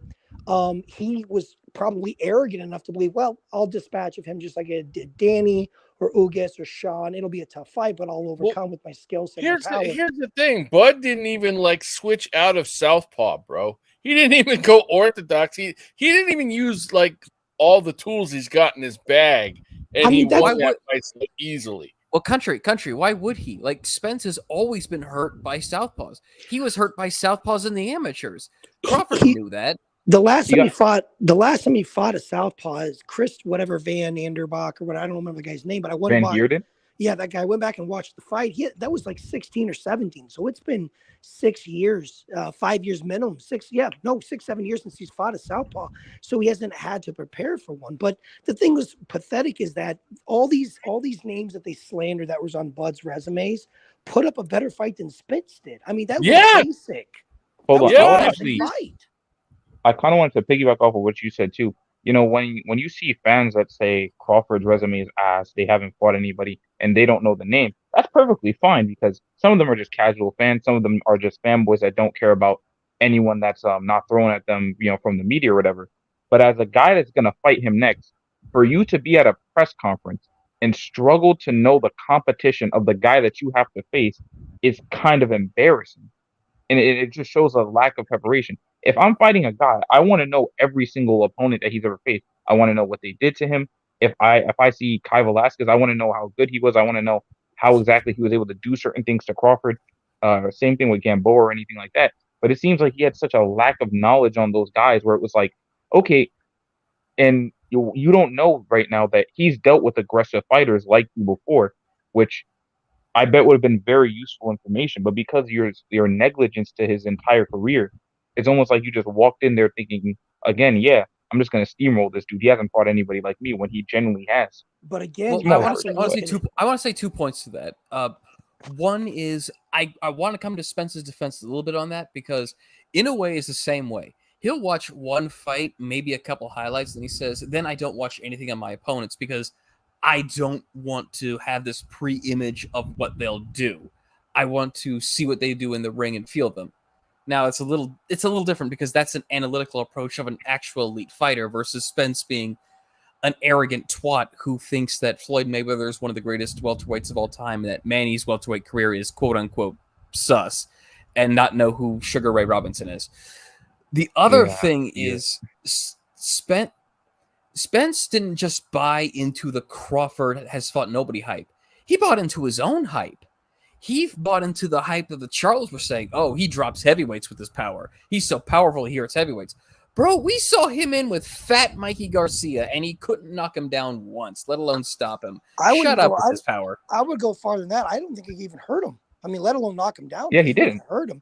But the thing is this, is that the reason why I say the propaganda machine of social media damaged him is, if you guys remember in the buildup of the fight, when they were doing a press conference, Blue Blood Sports, whatever the guy's name is, bag of blood or whatever the fuck the guy's name is, that dude started asking questions from a journalistic standpoint.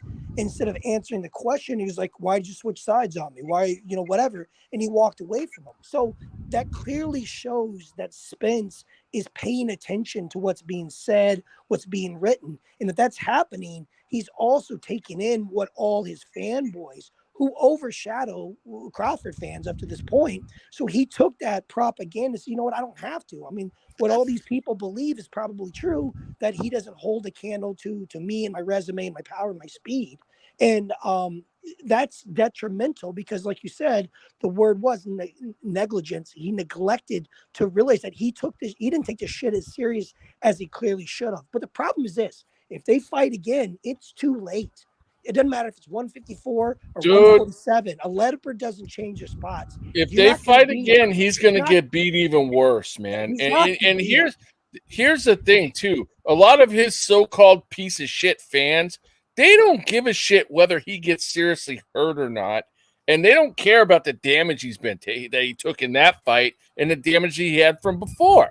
And, the thing is, he really needs to consider possibly retiring at this point, because he ain't got a lot of time left, and the longer he sticks around, the more detrimental it's going to be for him. I'm a fan of the sport. I don't want to see fighters get hurt to the point that later on in life they're fucked up. Like, there's fighters like that right now that you see, and they're all fucked up and they can't live their life normally. Absolutely. I'd rather see the guy be able to be there and intact and be there for his kids and his family. Fuck, man, you already done enough, and don't listen to what some of these idiotic people are telling you, because they're going to get you hurt or killed. You know what I mean? Damn. I just saw somebody, because we all know Stephen A. Smith is a hot take machine, but every once in a while he'll say something true, accidentally slip into one. And he was talking about how Spence should seriously get tiring because of this beating, because of the car wrecks, because of the retina tear. Well, yeah, and the damage from the car wreck and then he's going to keep getting continually hit over and over like that. Oh, man, no. Listen, I just said on Twitter that he shouldn't fight him straight away, that the next loss will be career ending. And a girl named Marley Holston, she thinks I'm talking about losses. That 2 losses shouldn't be career ending. I'm not talking about losses in a record. I'm talking about damage. It's like they don't understand. It's 3 minutes in a round. You got the shit beat out of you for 9 rounds. You got dropped 3 times. You go through that again, you're not going to be the same. Look at what happened to Jeff Lacey after Calzaghe got his hands on him. He was never the same after that. No. And Calzaghe can't punch. Hey, Jules, Leo, and Polo want you to drop the link, by the way.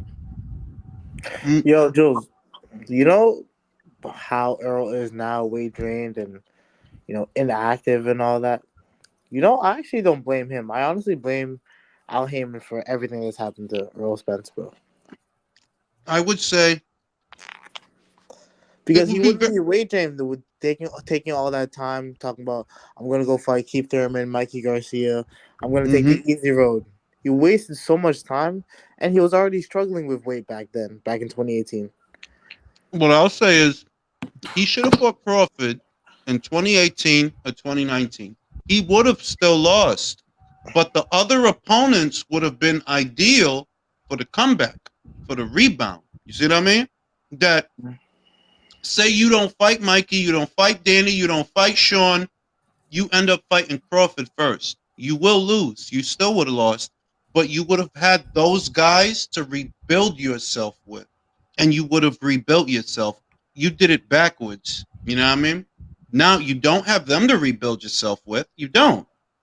Your only option is to move up, and I don't think it's a given that he finds success up there. I don't actually think it's a guarantee that going to 54 will make all the difference for Errol. Okay, so Too simple. If he does, who the hell has he really got to fight up there other than? If we can fight Brian Mendoza. Hopefully he can win that fight. Is that what your career wants to be? Is you get absolutely dog walked at 147, you go up to 154 and you're fighting cab drivers or like middling C-level opponents and retire? Is that how you want to go out? Seriously? The thing is that he kind of needs to, because if he goes right back in with Crawford, right, the rematch clause has a deadline that it has to be activated within 30 days of the fight, and it has to go down this year. Well, if you fight Crawford again this year, he's going to permanently damage you. If he hasn't already, he will. There better be a coffin on site. Sorry.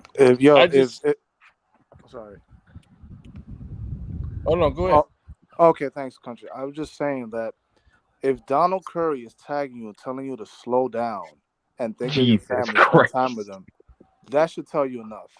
Yeah, 100%.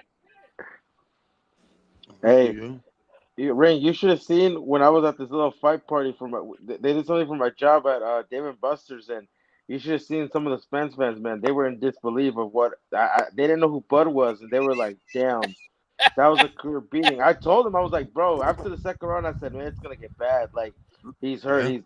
That was Polo, terrible." You should have recorded that. I know. Listen, I should have, man, but it was still... I watched. This is what I did because of how I was about to ejaculate. Oh my god! I had the fight. I found a Twitter post with the fight, and then I played our live, me, Country, and Country. I didn't even know you were talking in that because StreamYard was acting up that day. Yeah, it was totally, because there was a bunch of times where I said something to you and you couldn't hear nothing. And I didn't hear it until I watched it back. But I played our live while I watched the fight. Yo, that shit was Christmas, bro. That shit. Yeah, it really was. It really was. Shit Yo, Christmas, bro, I watched your reaction. Jules, when you think about it, bro, this is a 5-year struggle that we went through, bro. Yes. Jules, you don't even know the feeling, bro. When I watched the playback of the live you did on Saturday, that's the closest thing to a heroin hit I'll ever have. Bro, that shit. There was with Inoue Fulton, bro. Listen, with Inoue Fulton, I had feels like, okay, we about to find out. It wasn't like that with Crawford Spence. Like, I've been waiting for this all my life. Yes, I've been waiting to see you. To see you get fucked up, bro. I felt like I got baptized and I came back to life. Bro, I watched your reaction. I watched your reaction during the fight live. I liked how Chris was like, "Let's get money," and I was laughing because your reaction was like, "Oh my god!" Like, look, prices. Like, I was in shock. I knew he was gonna win. I didn't think he was gonna do him like that. Like, bro. That's the thing that caught me off guard.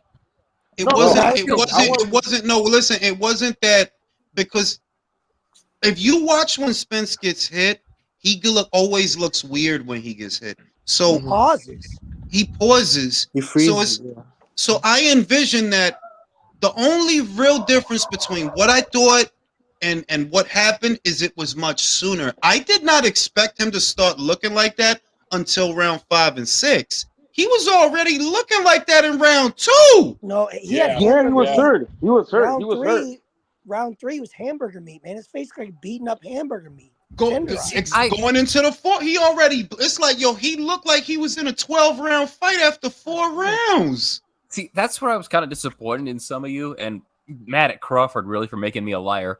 I did not think that fight was going past 5 just because of all the things you guys and we've been saying for the years about the difference between the two, but also a guy who was always not glass-jawed but chinny before the car wreck, then had the car wreck, and then Ugas was hurting him, and I'm just like, oh, Crawford's gonna kill this man. This is done already, and he's got a longer reach than him.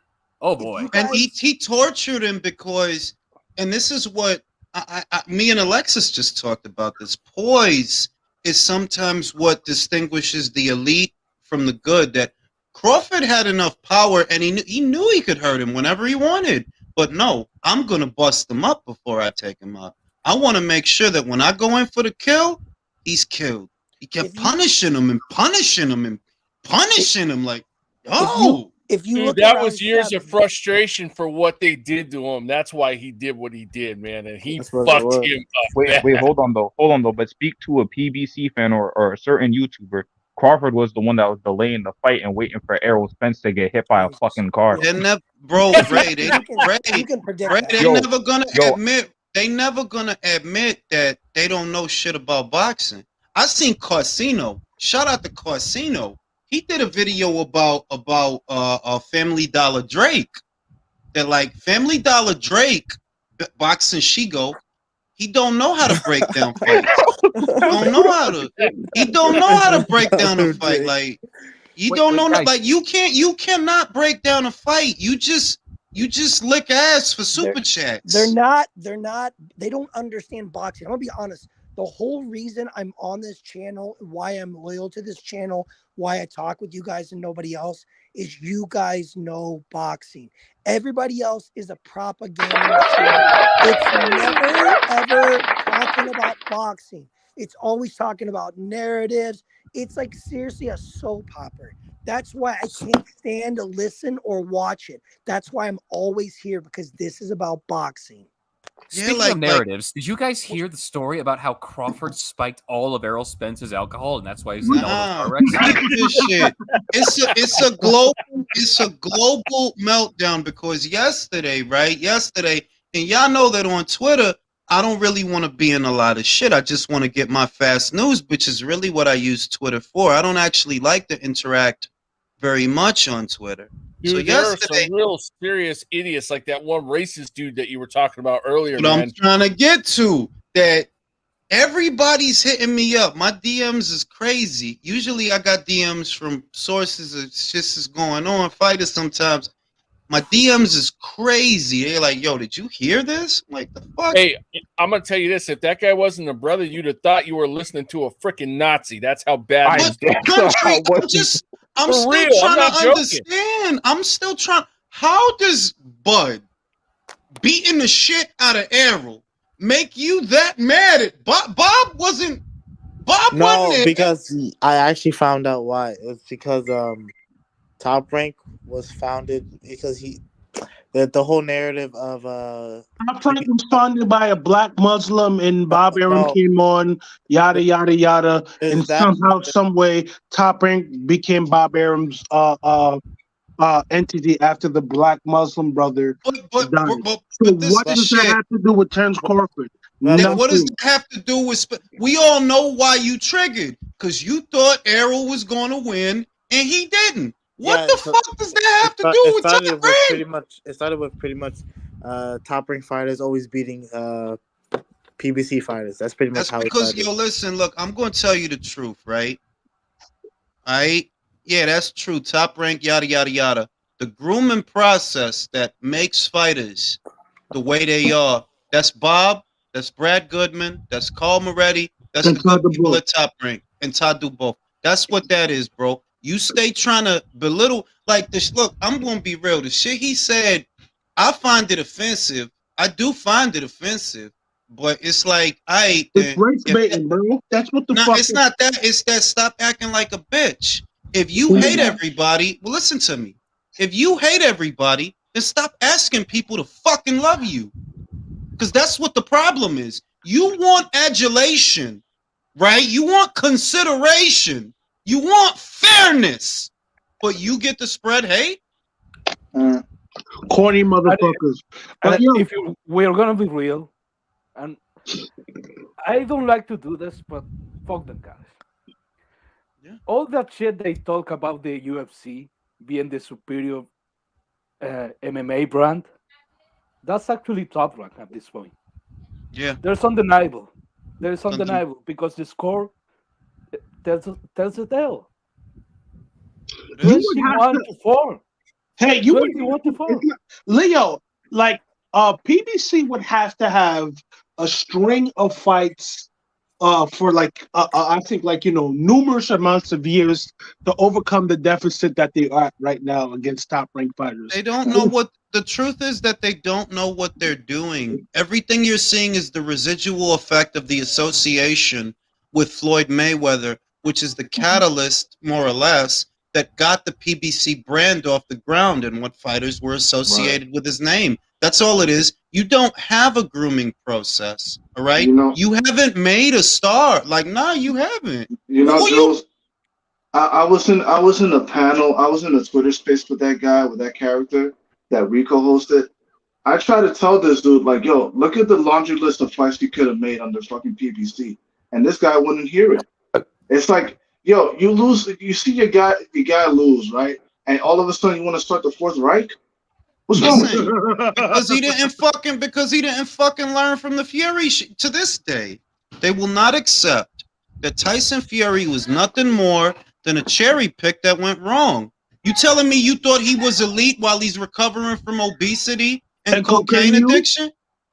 No, he picked a cherry and it blew up in his. You won't accept that. That AJ was always trying to fight this guy, but y'all for the bitch assness. That's period. Didn't learn from that. Tyson Fury announced his comeback after getting out of breath running down his driveway, and they want to pretend he wasn't a cherry pick gone wrong. Exactly. And we saw the video, bro. That dude looked terrible, and you couldn't beat him 3 times, bro. He stopped you twice. That's what I'm gonna say. If you want to take a guy like Wilder and you want to proclaim how great he is, but you got beat up by a coke addict, obese dude, that actually proves how shitty of a fighter that Deontay Wilder really is. And also, let me tell you something about Tyson Fury. Hey, let me tell you something about Tyson Fury. I showed you how overrated he is too. You mean to tell me you went life and death the 3rd time with a guy who barely had any fundamentals? Really, Tyson? Now, mind you, you're elite level. Hang on. He did not go life or death with him. He got caught twice by a heavy puncher. That's a little much. I gotta tell you something. Ring. I was Slim Baker. I had a dream, bro, that AJ beat Wilder, and the meltdown that Twitter had after that fight. My God, man.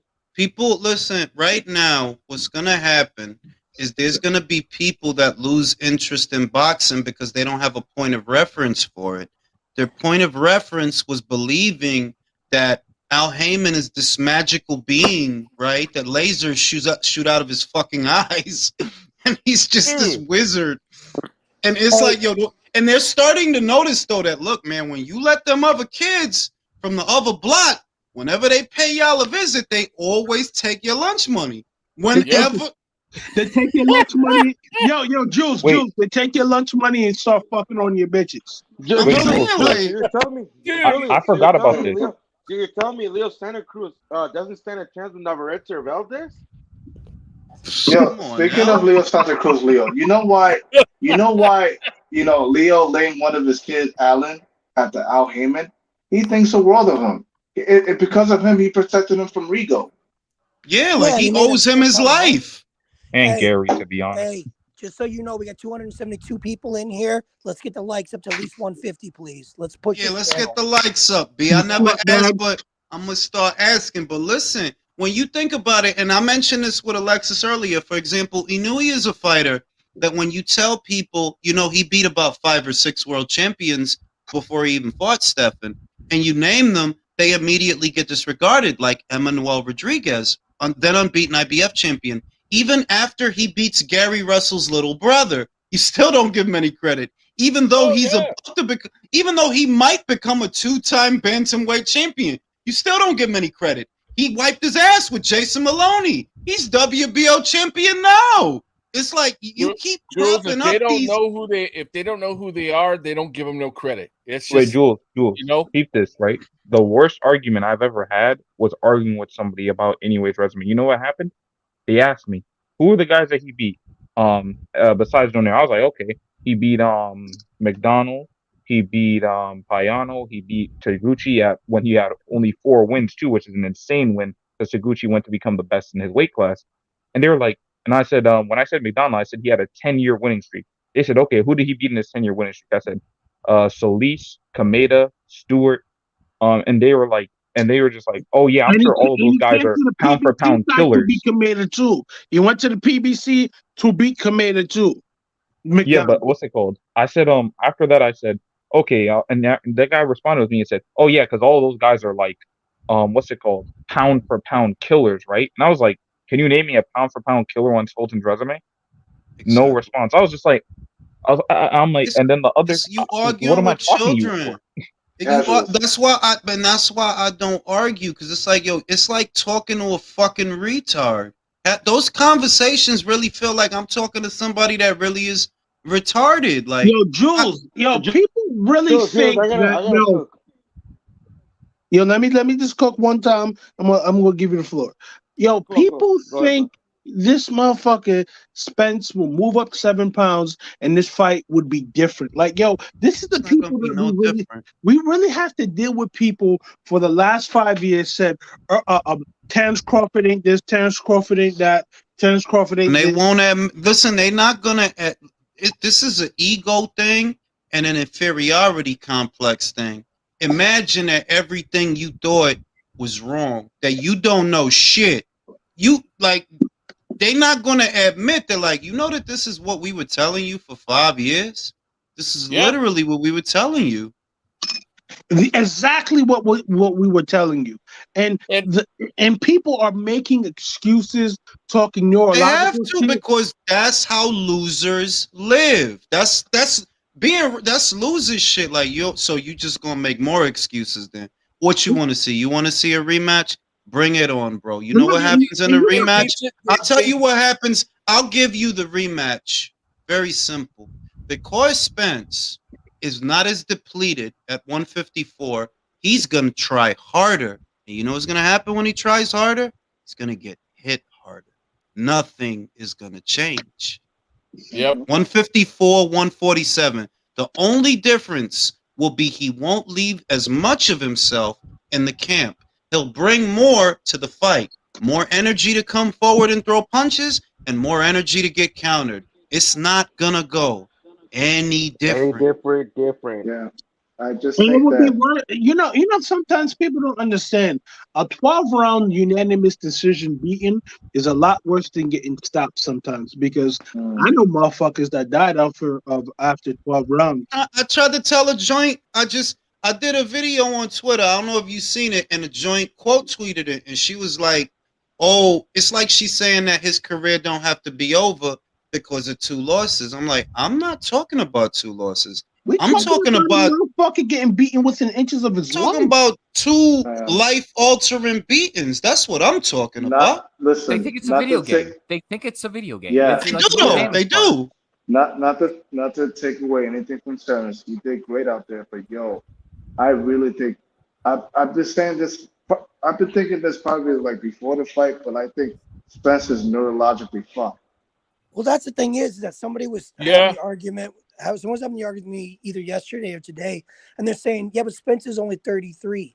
I said, "You got to understand, it's not always about age. You have to look what he just went through, the car wreck. He's, his eye. I'm like, age isn't always what matters. You got to talk about the miles, man. The miles on a guy." And let me tell you this. To be quite honest with you, his career died once he went through that windshield. To be quite honest with you, his career died. And if I was his family, hey, I don't care how much millions that you stand to make fighting these fighters. I don't want you to go through another training camp. Like literally, I bet you the Danny Garcia and the Yordenis Ugas training camp was hell for him. You usually are drinking too much. You eat too much.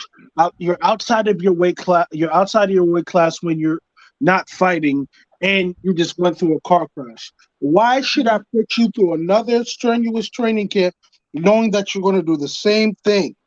I don't. I would. He would have. If that was my son, I'm Earl Spence Senior. You're never fighting ever again. You're never. Let me read the super chats. M.A. Bustamante says, "Saludos, ring and panel." ESJ wasn't just another PBC fighter.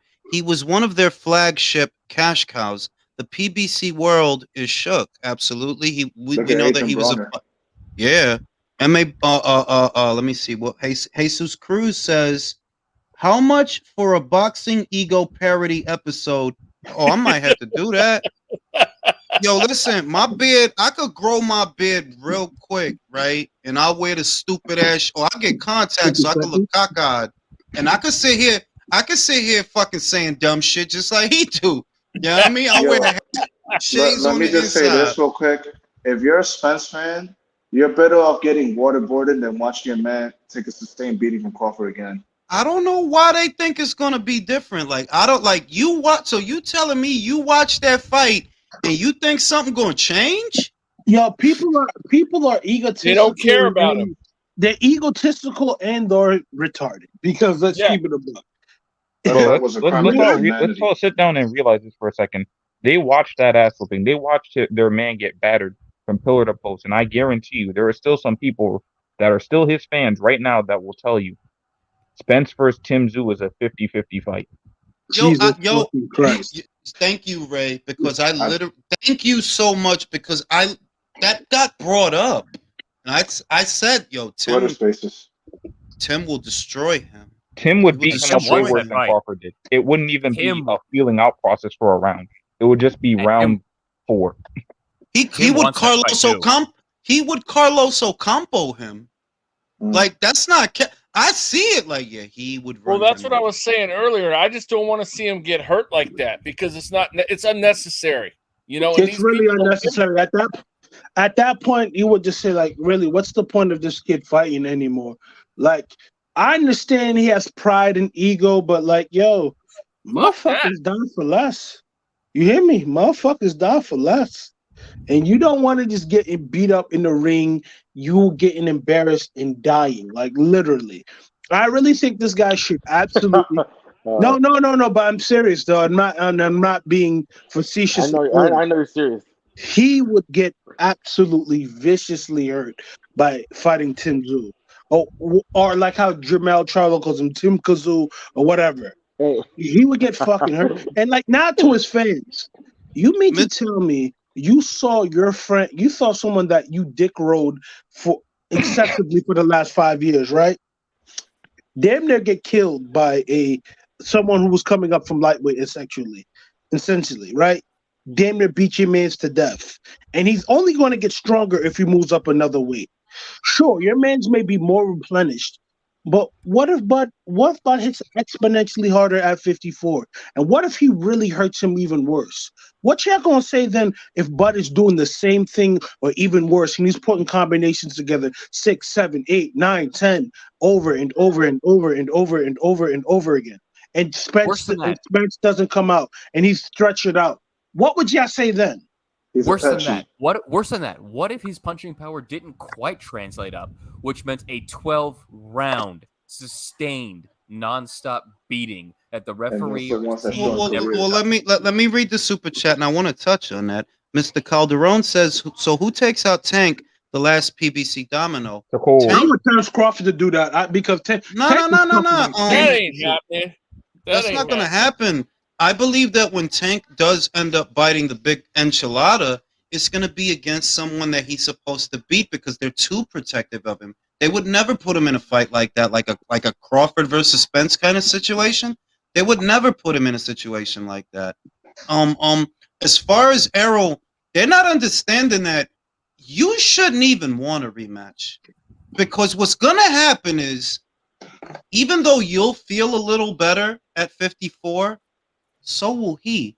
Oh, he hits hard at 47. You don't think he's gonna hit hard at 54? So Julius, they'll never make Tank versus Super Matias. Man, they would never make that fucking fight, bro. I wish they would. Boots Ennis versus Tank at 140 at 147. Let's make it happen. Boots Ennis. They are going so hard to protect Isaac Cruz right now. Like Al Bernstein, God bless him. He's just I don't understand how they thought that fight was so close. Well, you know what's crazy? I was about to touch on that. Cabrera. I knew about Cabrera a while ago. He wasn't anybody new to me. And you know what I knew about him? I saw him on Top Rank, and I realized real quick, this motherfucker is trash. Like he's whack.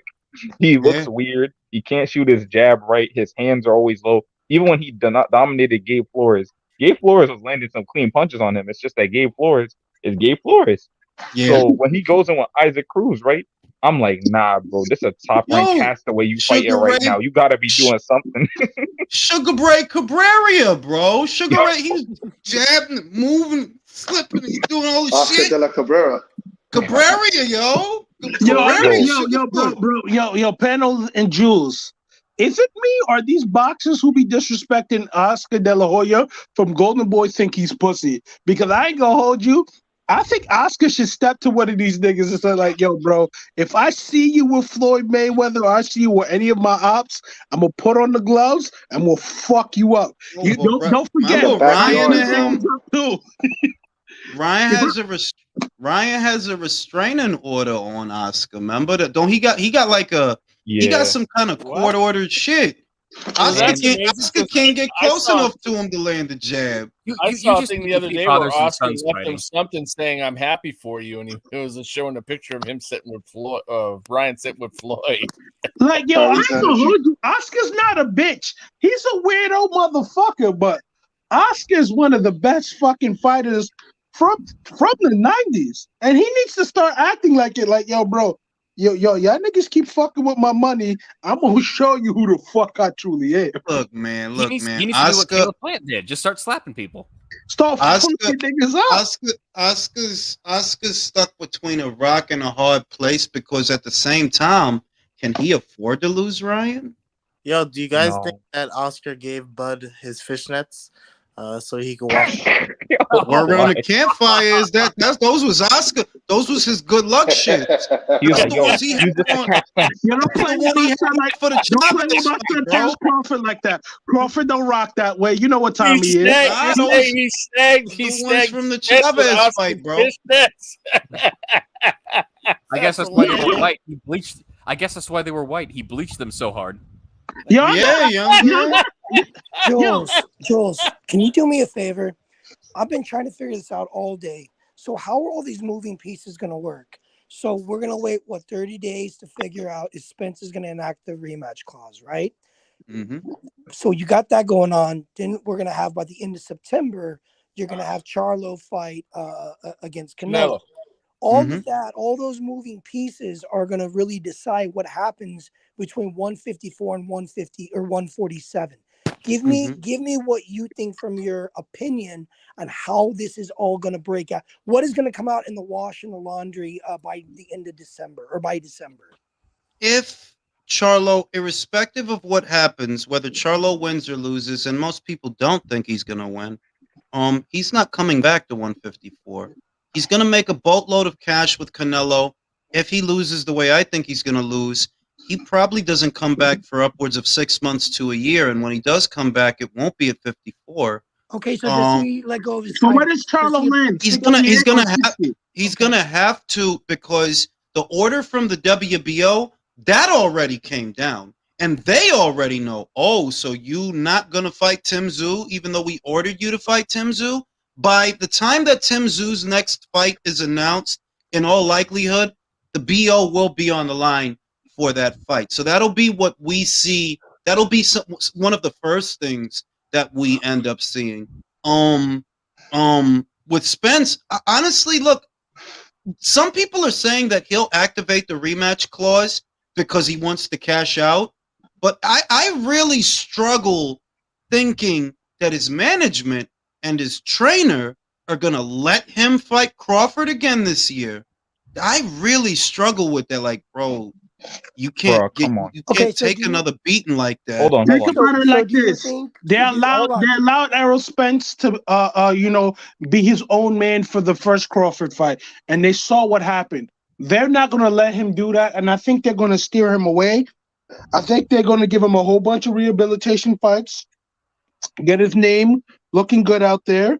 I think he's going to have some fights at 154. I think he's going to have a cream puff for 154 for a title. And I think he's going to be making money that way. And, after that's up, I think he's going to be retired, or they're going to cash him out. Because what cream puff? Rematch Ocampo.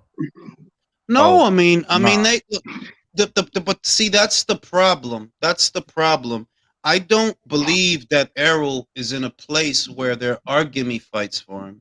The way you got, look, even if the card didn't fuck with you and you was all right, a beating like the one that I saw, that was Jeff Lacey all over again, bro. That's what that, and he was not the same after that fight. The beating you got was like Chavez and Meldrick Taylor. Like, that'll change you, bro. It'll change you. Taylor did a lot better than Earl Yeah, Spence. it's the other thing that Taylor did way better in the Chavez fight than you did with Crawford. That was really you just getting your ass whooped He was for Arturo Gotti, bro. rounds.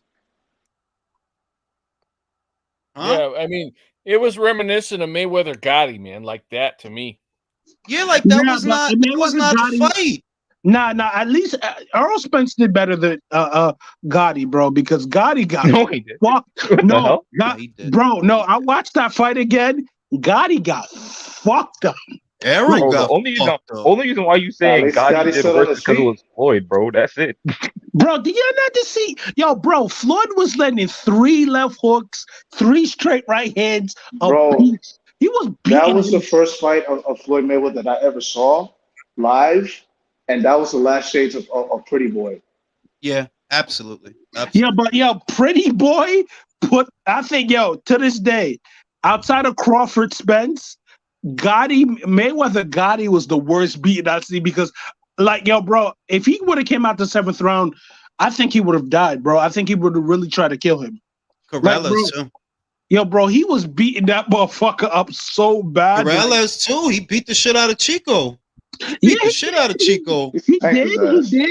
But it looked like Chico was able to take the punches a lot better than fucking Gotti. Gotti took a fucking slave whipping. Like, bro, like if you ever see like how they recount the wayward slave. Wait a minute. I know this homie Ricky person is not like, yo, something wrong with y'all, B. If let me see, Spence can only do better than what he showed. Yo, y'all dudes, like, something wrong with you, bro. You have to beat the latest. Let me go, bro. Let me go. Yo, Ricky, I don't know what the fuck wrong with you, bro. Like, do you understand how much shit you've been talking for like 2-3 years just to be completely wrong? And now you want to be wrong again. Yo, matter of fact, Spence, activate that shit. Because these motherfuckers don't learn. Until you dead, they not gonna learn. So like, I genuinely believe that if you can see something and your brain doesn't, like, you don't want to process it, you gotta be retarded. You're not able to learn. So you saw that fight on Saturday and you didn't learn nothing. Yo, you guys ring. Hey, you guys have a saying. You guys have a saying. I really like that saying. Goes something like this: they prefer to me to die on my white horse to fall from him. Yeah, that's what it is. Yeah. Even Coach country. I know there's a saying that we have. I'm sure you're familiar with it when I say it. You can't teach stupid. Yep. You can't teach. You guys should fucking say this if you think you're gonna go back in there. Hey, the homie Ricky says you're not listening to the previous messages. It is. Bro, I'm reading. You literally said he can only do better. You think he can do better? Homie, Homo Ricky, what is he going to be able to do that would be better? I mean, really, what can he do? It wasn't like he had any skill set in the ring that matched Terrence Crawford. There's literally he can bring in a chair and whack him upside the head. Yeah, I mean, if he brought a gun in, maybe he would have an opportunity to win the fight. If he brings a gun, it's all right. If he brings a gun, he's got a shot. That's it. Even Coach Malachi even Coach Malachi referred to Spence losing as a plantation beating, man. Dear God. Jesus Christ. No, hold on. For anyone saying that's a bit too racial, hold on. For anyone saying this is a bit too racial, just remember that Crawford was called Top Rank Toby for years, bro. This is only fair. That is true. They did go too far with that shit. They did. Yeah, that was the Candace Owens of the LDBC, BFTB. The Mandis Owens. Bro, I don't even. It's ridiculous. Holy There's shit. Listen, I'm telling what boggles my mind, and this is how I know that, yo, when they said that, when that phrase was coined, it's true that you can't teach stupid. If you still getting boxing takes from these guys, man, maybe you just a glutton for punishment. Maybe you like feeling bad. Because I know that shit hurt. I know that shit hurt, man. Bro, people that I bet with, like I just got my $100 bet from my brother, and I looked at him. I said, like, yo, bro, don't do that again. And my friend, my friend who said, like, oh, Spence was gonna beat Crawford. You know what I've been sending him? Nothing but Crawford punching the shit out this dude. Like, yo, you saw that meme where Crawford was arrested and fucking Earl Spence's face? Yeah, I took that shit to him. That shit was hilarious. Ricky says what he cares about, meaning Spence, is making sure your last impression of him isn't what you saw this past Saturday. Okay, he will so still lose, but he knows we're gonna see him. Let me tell you what it is. Let me tell you what it is, Ricky. It's not none of the stuff you saying. It's that you feel stupid that I've been sitting here telling you that this dude is not on the level, and you hoping that he could do a little better. It's not even Spence for you. It's that now y'all feel silly. Because you hear all the time, bro. You know that my tune hasn't changed for years. Spence. You know, I keep wondering who the people who work these $7 an hour jobs working fast food, and then I see people like homie Ricky talking, and I recognize why there are people who have this job. Because homie Ricky is likely working at a drive-thru.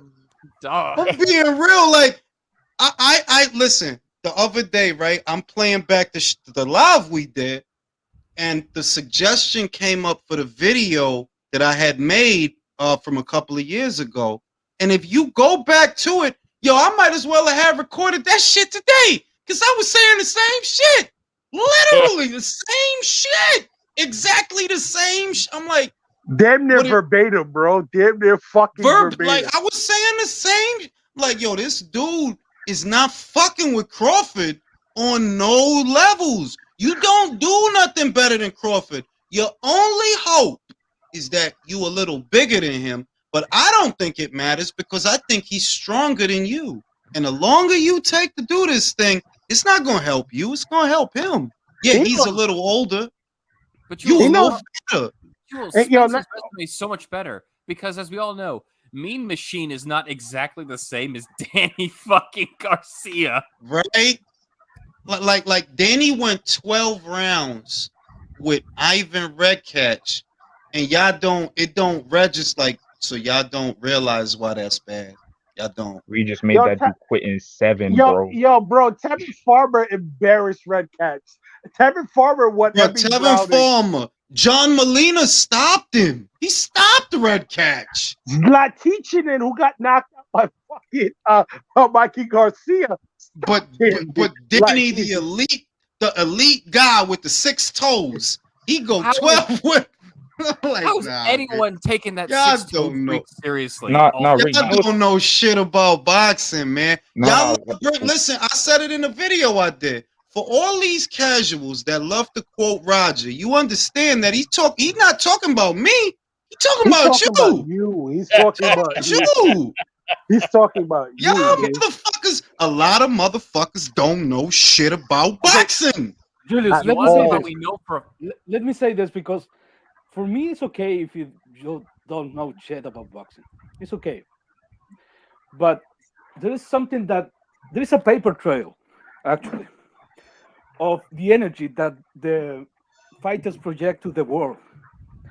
When you see a guy that Inoue that activates his mandatory position by the WBO to chase a unified champion, and he says, okay, Fulton, I have this money, go get beat in Japan, please. And he does it. When you have Terrence Crawford that actually sues his one promoter and charges him because I didn't get my fucking fight, I'm gonna get my fight myself. That's the paper trail. And when they want you to believe that they didn't want those fights. No, but you see a super duper A side like Gervonta Davis. I actually was shocked when you told me that the only offer that Gervonta Davis has made to another fighter from another promotional company was to Tevin Farmer. Yep. And it was actually lower than the offer that was from Matchroom, that was 7 million. How much they offered him? 3 million? They offered him 2 to 3 million. Come on, man. What are we The shit is talking about? listen. This shit is listen. There was literally a guy on Twitter that said he knew he was running from the fight. I'm like, what? He didn't want. I'm like, bro. The only reason, and I'm. This shit be so annoying, bro. Like literally, this four-weight champion was running from this motherfucker. Are you out of your fucking mind, people? Do you know how we know Roger? Do you know how we know Roger was talking about them and not us when you said you don't know shit about boxing? Because the entire Mayweather camp, including Tank, fucks with Inoue, and you guys don't. Clearly, you're the ones who don't know shit. And not for nothing, I'll tell you how I know that Roger was talking about these guys. If you mention Chavez, these guys immediately start disrespecting Chavez. But Roger has a high opinion of Chavez. So, Chavez made the motherfucker quit. Bro, bro. Y'all talk about, if you talk to them about Chavez, they'll talk, he's a game, like it's a game. God, bro, Roger know first hit. It is not a game. He got knocked out. He got knocked out cold at 130. He got knocked out cold by that motherfucker at 30 and got made. Wait, Jules. Bro, that's crazy, B. And y'all still think Chavez is some bitch ass nigga. All right, bro, just look at the Taylor fight. Be like, yo, I beat this dude to that. He started slurring after the fight. Like he ended up. Like, bro, he instantly aged Meldrick Taylor. Instantly, B. Instant. Now, Jules, I was gonna say, what's it called? These guys know so little about actual boxing and boxing styles. They don't know what actual Mexican style is. If you ask them, they'll be like, "Oh yeah, it's just dudes like slugging it out." That's what Mexican style is. They don't know. I remember, I think it was Dante's Dick Riding Nation. They put out a video on Abel Sanchez saying that he's the reason that Terry Cruz is the way that he is. And I was like, did you actually look at the full video of that? Because what he says is they actually say that one of his fighters got a fight of the year candidate. And you know what his next words are? He's like, I don't really like that shit because that means he got hit too much. Real Mexican style is two dudes in the middle pushing forward, bobbing and weaving and countering shots like Chavez did. It's infighting. Or Team Tour versus what's his name? Off the ring. The thing is that hold on, fam. Wait. They don't understand that defense in boxing isn't always beating your feet. They don't really understand slipping, rolling. They don't understand that you could be defensive while you're in the pocket. Chocolatito does it all the time. Slip, roll, get under. Also don't understand that sometimes offense can be your best defense too. It's for some fighters, exactly like some fighters, off defense is their offense. They're gonna throw so much at you, you're not gonna get to throw nothing. So do you remember that fighter I think it was Zaragoza? He used to throw like 1,000 punches per round. Yeah, I remember Zaragoza. That dude, man, he would throw 1,000 punches per round. That was a perfect example of everything defense, man. Everything, I'll tell you the truth, that everything these so-called boxing channels say is predicated around Floyd being God. They all have that in common. That's so scary, bro, that some people actually think that, bro. Like that, I hate to say it, but that's what you're saying. It is true. No, but it is. Whatever. Everything, if you're talking about Dante or Ego, a TBF BLT sandwich, or South Crackhead fentanyl. Aki, that's I really don't like him because somebody you could just tell. Somebody invited you to the hood. B, you was making chopped cheese sandwiches because somebody let you come to the cookout. Fuck out of here, B. Man, get your fucking turban off. Where my two looses, motherfucker? Where my you make it go on the forward. Fuck out of here, B. They think Floyd is the greatest of all that shit is time. crazy. But look, Floyd check wasn't this even shit. pound for pound number one when Roy Jones Jr. was active. It's not that. It's that you could like Floyd. It's not. I don't even care if you like Floyd. It's that your entire point of reference for all of boxing is Floyd. Dick eating Floyd. Like, yeah, Floyd was good. I understand that. But you need to understand that defense don't look. It's like it's so much that it's like, yo, I shouldn't have to tell you this. How do you have a boxing channel and you don't know this? Like, that's crazy to me. Like, yo, you motherfuckers is the least qualified to talk about that shit. Yeah. Literally. Because you don't even understand what you're looking at. You don't understand it's not like it's fucking rocket science neither. If you pay enough attention, you'll pick up, you'll understand. But your whole thing is, I'm a dick eat Floyd, and Floyd is my God. That's crazy to me, bro. That's the common denominator between the shittiest boxing channels on YouTube. They have one thing in common. They all suck Floyd's dick. All of them. Whether you talking about Fentanyl, Southpaw, Boxing Shigo, Dante's Cheeseburger Nation, motherfucking BLTTB, EBTFB, EBT, Yeah, that emotional dude. Yeah. Beauty Shop. Hey, Julius, don't forget Beauty Shop. Beauty Shop. Nah, cause he saw the light. He saw the light. He got red pilled because after he got his push that was taken away. He saw the light. Wait, after he got smacked or after he's been vindictive against Al Heyman since he got shift sports. You got 6ix9ine shift sports. You got Alu Akbar TV. These guys, the common denominator for Julius. Hey, doesn't Fart Man have a channel too?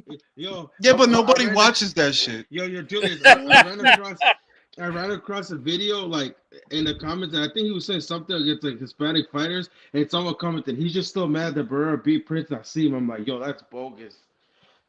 You know what's really upsetting? There's 2 or 3 of these channels because I occasionally like to go over and listen to see what the insanity is. So a lot of these guys basically would make videos every day slandering Bud Crawford. My man. Everything was slandering Bud Crawford. And then as soon as the fight is over, 3 or 4 of them are like, oh, Bud Crawford's the truth and we're wrong. And I'm like, no. You don't get to do that. You don't get to make money. Villain. You don't get to make money slandering a dude for 3 years, literally slandering a guy's name. You don't know shit about boxing. Villain. I'm gonna suggest Villain, I'm gonna suggest a YouTube channel to you just for comedic purposes that doubles down on stupidity. Just look up. He knows everything. Every fucking video is Errol Spence will do something to Crawford. I promise you, you will laugh your ass off. I think I've seen it. I know one because I was just looking. I was looking for screenshots, so I put a certain shit in the search bar, like Spence beats Crawford. And all of these shitty little YouTube channels with these fucking idiots. Bro. It's like I have so much fun just seeing what's out there because I'm like, damn, dog, how does it feel to be that wrong? Shit. I saw one of their live stream and it was literally a special ed class. No, it's like keep that same energy. Keep that same energy. And you know what's gonna happen now. What they're gonna do now is the same pox that they put on Spence and they put on Wilder. That same pox they're gonna put on Boots. You know what's funny though, dude, is that they're all hella racist and race baiting as fuck, and then they turn around and say that we're all the racists. I don't even know what the fuck that, and I don't even know what the fuck that shit is based on. Like I don't. Yeah. Where do you get it? What is that based on, dog? Yeah, exactly. That was my question. I kid you not. I saw a comment. It was after the Inoue fight. Yeah, right. You go first. Yeah. I saw a comment after the Inoue fight, right? And it was a dude that was like, "Oh, y'all just mad happy now because y'all don't got, anyways, you're only elite Japanese fighter." I told him about the Japanese fighters that are elite today. I said America got, I think it was like 9 champions. Japan got like 5. It's not that far, bro. And he was like, "No, I'm talking about the years, bro." And I'm like, all right, Japan's been ruling the lower weight class. And she's like, but there was no Americans there. I was like, okay. And then I proceed to tell him that there are more racist channels that are propagating more, for black people in PBC and stuff than there are for anybody else. And he starts talking to me about the Great White Hope, about Jack Johnson, about the Italian mob running boxing. And I'm like, bro, when you're trying to talk boxing with them, they're just going to give you the CRT version of events. That's it. I was so confused. I'm gonna tell you. Let me say something real quick. The one dude. Okay. So the reason why you guys, aka us, are racist is because we will retweet and we are friends with and we comment with people like Rick Glazier, like Steve Kim, and since we associate with them, they're racist. So by proxy, even though this channel is basically a rainbow of people, we're in fact also racist, regardless. Oh, no, dude, check this out. So the other night I'm on a Twitter listening, right? And I was talking, these two dudes come on, of course, a couple of brothers making excuses for Spence. And this one dude tried to debate Steve Kim, and all he was doing was making alibis for Spence. And Steve was kind of clowning on him, but in an indirect way. It was hilarious, man. But it was just like, they were just doing that, man. It was like, and dude's like, no, man, I'm not making excuse. I'm not a Spence fan. I used to box and blah, blah, blah.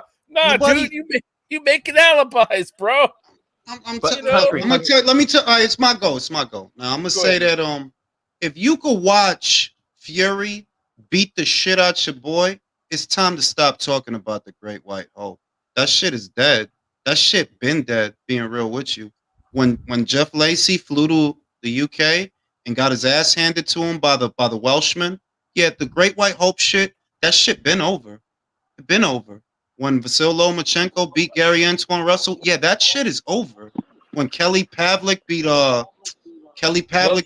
it's over for them. Like, why the fuck? Like, why are we doing this? Are you fucking retarded? Are you really incapable of learning? It is over, bro. Your problem, and I'm gonna say it, your problem is you think you're better than people by default. You can't handle that. You know that you have to actually be good at things, right? You're not just better just because. You have to be good at things. It takes work. You don't understand that. It takes work. Bud is not great. Bud is not great just because he has something in common with you. It's not this. Bud is great because he works. Inoue is great because he works. The common denominator between the people that are great is not anything you have. It's not a property that you possess. The property that makes them great, that they have in common with each other that they don't have with you, is that they work. They're disciplined. You are shit and worthless and should shut the fuck up and go away and jump off a bridge and play in traffic. Because you don't got nothing in common with them. Hey, you hear that, Dirk? Hey, Dirk, if you're listening, that's for you, bro. Yo, that shit is motherfucker. Like it's crazy to me that like, yo, why are we still using a term like the Great White Hope? So you didn't see when Wilder got his ass beat? You missed it. It happened twice. You missed it. I mean, Dr. Umar Johnson couldn't believe it. Right? He couldn't believe. So you missed that shit. You didn't catch that shit. So when a dude with a record of 1-1, he has a record of 1-1. He lost his last fight. He goes in there with an unbeaten 21-0. Gary Russell, amateur standout, was on the U.S. Olympic team. He loses to a guy with a record of 1-1. And you still told me I mean, mind you, he's had 400 wins in the amateur. That's something to consider, but they don't want to understand that. Yo, so in Ring, what's funny is they'll they'll make jokes about Salido being an Uber driver and shit, but I'm like, yo, let's see Salido versus Gary Russell. Let's see how that would have played out. Yeah, see how that would have played out. Salido was a world champion. What were they talking about?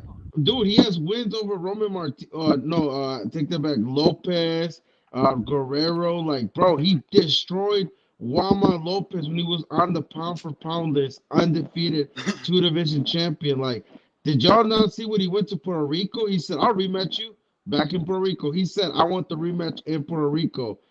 That is some fucking everything. Look, everything that and I don't want anyone to become confused about this because thankfully that's just a substrata of individuals anyway. They don't speak for the greater majority of the greater group.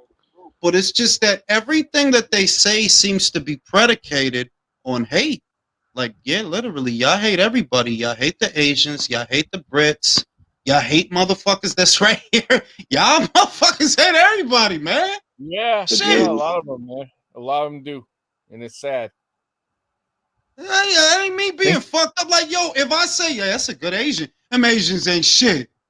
You know what I'm saying? Remember they hated on what's it called? Latino fighter. Yo, Latinos, Mexicans ain't shit. Yep. Remember they hated a black man because he gave credit to a Latino and was nice to a white man before. They got mad If at you're wondering what I'm talking about. They literally got mad at Shakur just because Shakur said, "Yo, Bam is nice." Nice with it. That's all. He didn't. Yo, it ain't like he didn't say he said, "Yo, Bam is nice." You a coon. Like, yo, what's the matter Shakur's with Puerto y'all? Rican. Yeah, you know, I could never understand how they were all against Bud. I mean, I understand they're Spence fans. You but have a generational talent, and it's not like I didn't start saying this after I've been saying it way before Saturday. You have a generational talent in Terrence Crawford, and he's the one you tear down. You know what, country? Fucking retarded. That's backwards, man. The whole nexus of that. In a rocket and shoot it into the fucking sun, man. Yeah. Just to respond to country, the whole nexus of that to me was Floyd Mayweather because he left Top Rank on the less amicable terms. It was room for Mayweather to pretty much denigrate Bob Arum and put it out there. Well, to me, I think it was by proxy by Al Heyman that don't do business with Bob Arum because he's not good for boxing. Even though Bob saved It's his been life, that way since literally 2007. saved his life. This shit is crazy. This is all predicated. The catalyst or the source that they have, the lens that they view the sport of boxing in, is old Mayweather interviews where he's mad. He's mad at Bob. That's where all this bitch ass energy come from. Because he was mad at Bob. You didn't believe in me. Bitch, get over it. Yo, Ring, you think they ran into the Margarito video? That's what they're like, fuck Bob. He's trying to give me the highest career payday. Yo, don't you see that the energy out of that toxic, because I don't want to impose that. I don't want to make a generalization. I'm talking about that specific little clique that they point of reference is all Floyd shit. It's like, yo, you got the most bitch ass aura, because Bob didn't believe in Floyd. Oh, so what? So the fuck? Get over it, motherfucker. He went out to do better. He went out to do better things. Like, I don't understand. Like, why? Like, dude, shit happens. He was so mad at Bob. No, he was so mad at Bob for keeping him out of the ring with Paul Williams. You don't understand all this shit. You don't understand that all the shit they say is based on old Mayweather interviews. Paul Williams and Margarito, like, you're mad at him for trying to make the Paul Williams fight? Like, all of that shit is based out of old sound bites of Floyd or old Mayweather, because in their mind, Floyd is God. And I'm telling you that, like, look, man, if you really want to learn, listen to me. If you really want to learn about boxing, take all that shit you heard about Floyd. I'm not telling you Floyd wasn't nice. I was a fan of him, so it's not that. Take all that shit, put it in a box, stick it to the side, go to your YouTube, watch some Ray Robinson. Start there. It's not boring. The fights are fun. Start there and fucking learn something. Because if you think that Floyd is the end all and be all, it's like, you can't be that stupid, can you? Oh, I'm pretty sure they believe he invented the Philly shell. A lot of them fools are, man. Yo, country, in that space, I overheard. I was going to say, is that the same guy that said that the Spence and Crawford fight wasn't that one-sided, that it was pretty competitive, and that Yo, they what? should do a rematch? No, yeah. I'm serious. That's what he You said. play it, And then, right? and then, Now give it and a then link. everybody, Whose video? it was in the space recorded, and what's his name? Kim made a joke about it. I'm like, are you serious? Like that fight wasn't that one-sided. Like he was like, it wasn't Yeah, that bad. that was that one dude who said he knew boxing, man. He said that, Oh man, my and he's god. like, And then, and he's like, TV. he's sitting there talking about, well, you could fix it. Spence could fix it. The problem was he was just going And back you know in a what they straight brought up? line. You know what's funny? They brought up Wilder and Fury. Wilder and Fury, that fight he got beat up and he got a rematch. But I'm like, dude, at least he had a draw and somewhat dropped him. It was just so hilarious. That Ring, they're gonna start bringing that up. Wilder Fury, the second fight, and because of the third fight happened, but it was the same result. Hey, Polo, did you hear that one dude try to debate Steve Kim, man? That shit was hilarious. Yeah, man. bro. And Kim made that joke. I'm not gonna lie, bro. That was mad uncalled for, but it was hilarious. Like I didn't expect that joke. What he said. Hey, you remember country about the man? What was he saying? But I I forget don't want to exactly. Just put it in the chat, bro. I can read it out. I guess that'll be it, bro. But if you want to piss off Spence fans, you should do what I did on Twitter. Just say, Kenshiro Taraji has a better pound for pound claim than Spence ever did, but none of y'all ready for that conversation. I ain't got a problem with all Spence fans. I just don't like the ones that are being stupid and talking stupid shit. The other ones, I are don't cool. have. Listen, I don't even have a problem with Spence. Like my beef with Spence, and I said this the other day in the buildup of the fight. I don't have a problem with Spence anymore. Why? I just wanted him to fight Crawford. Beef over. The fight is made, right? Beef is over. Yep. Now, I don't have any problem with Spence. Now, if I have rancor and all of that, it's for his fans, not him. If you watch the videos I've been doing, I've been digging into them, not him. I've been talking about y'all, not him. Because y'all fucking idiots. And it's because of their stupidity and the way they act, man. I mean, it's ridiculous. If you watch any one of the videos I did from Saturday, I'm not talking about Spence. I talked about the fight. That's it, the fight. But all the negative things I have to say, they're about you. They're not about Spence. They're about you. That's why they don't like all of us so much. Stay away then. If motherfuckers wasn't on my post trying to tell, you don't understand. Well, you do understand, country, because you see, I couldn't make a post. Man. Why did they even bother? You know, I couldn't make a post about that fight on Twitter without some jackass. Spence is gonna kill. Okay, make a bet. All right. If you say so. I want to shift topics real quick, just because I would like people to go back and on YouTube and watch the Inoue versus Taguchi fight. That was a good fight. It's to this day, it's Inoue's. He thinks it's his toughest fight ever. It's at least his second toughest. The only fight in which he was healthy from the opening bell to the closing bell, and the opponent not only saw all the way through, never touched the canvas.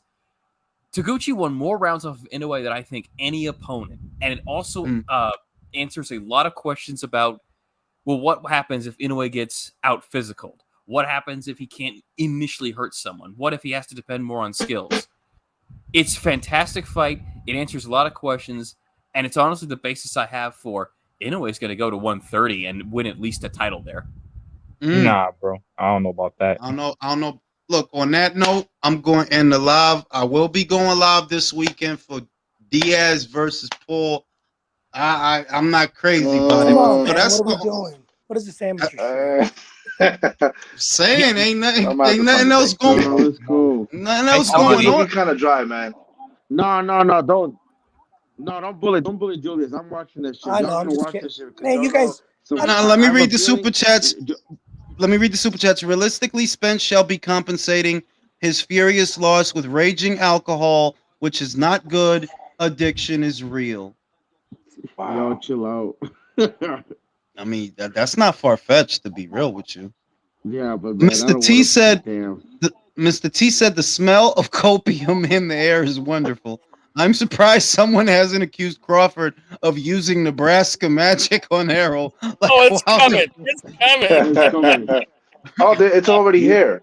What's in his glove? He's a pet sheet. Blah blah blah. The same old shit. Yeah, Fury gave him the egg weights he had to knock out Wilder. Crawford cast the voodoo curses. Fuck yeah. I got a conspiracy video. Bob Arum fixed the fight. It was Bob Arum and his Jewish friends that came and fixed the fight. It was Daniel Kinahan that did it. It was Daniel Kinahan. They stabbed Errol up in the locker room and then sent them out there all shit. No, don't bring up Daniel. They laced his coat.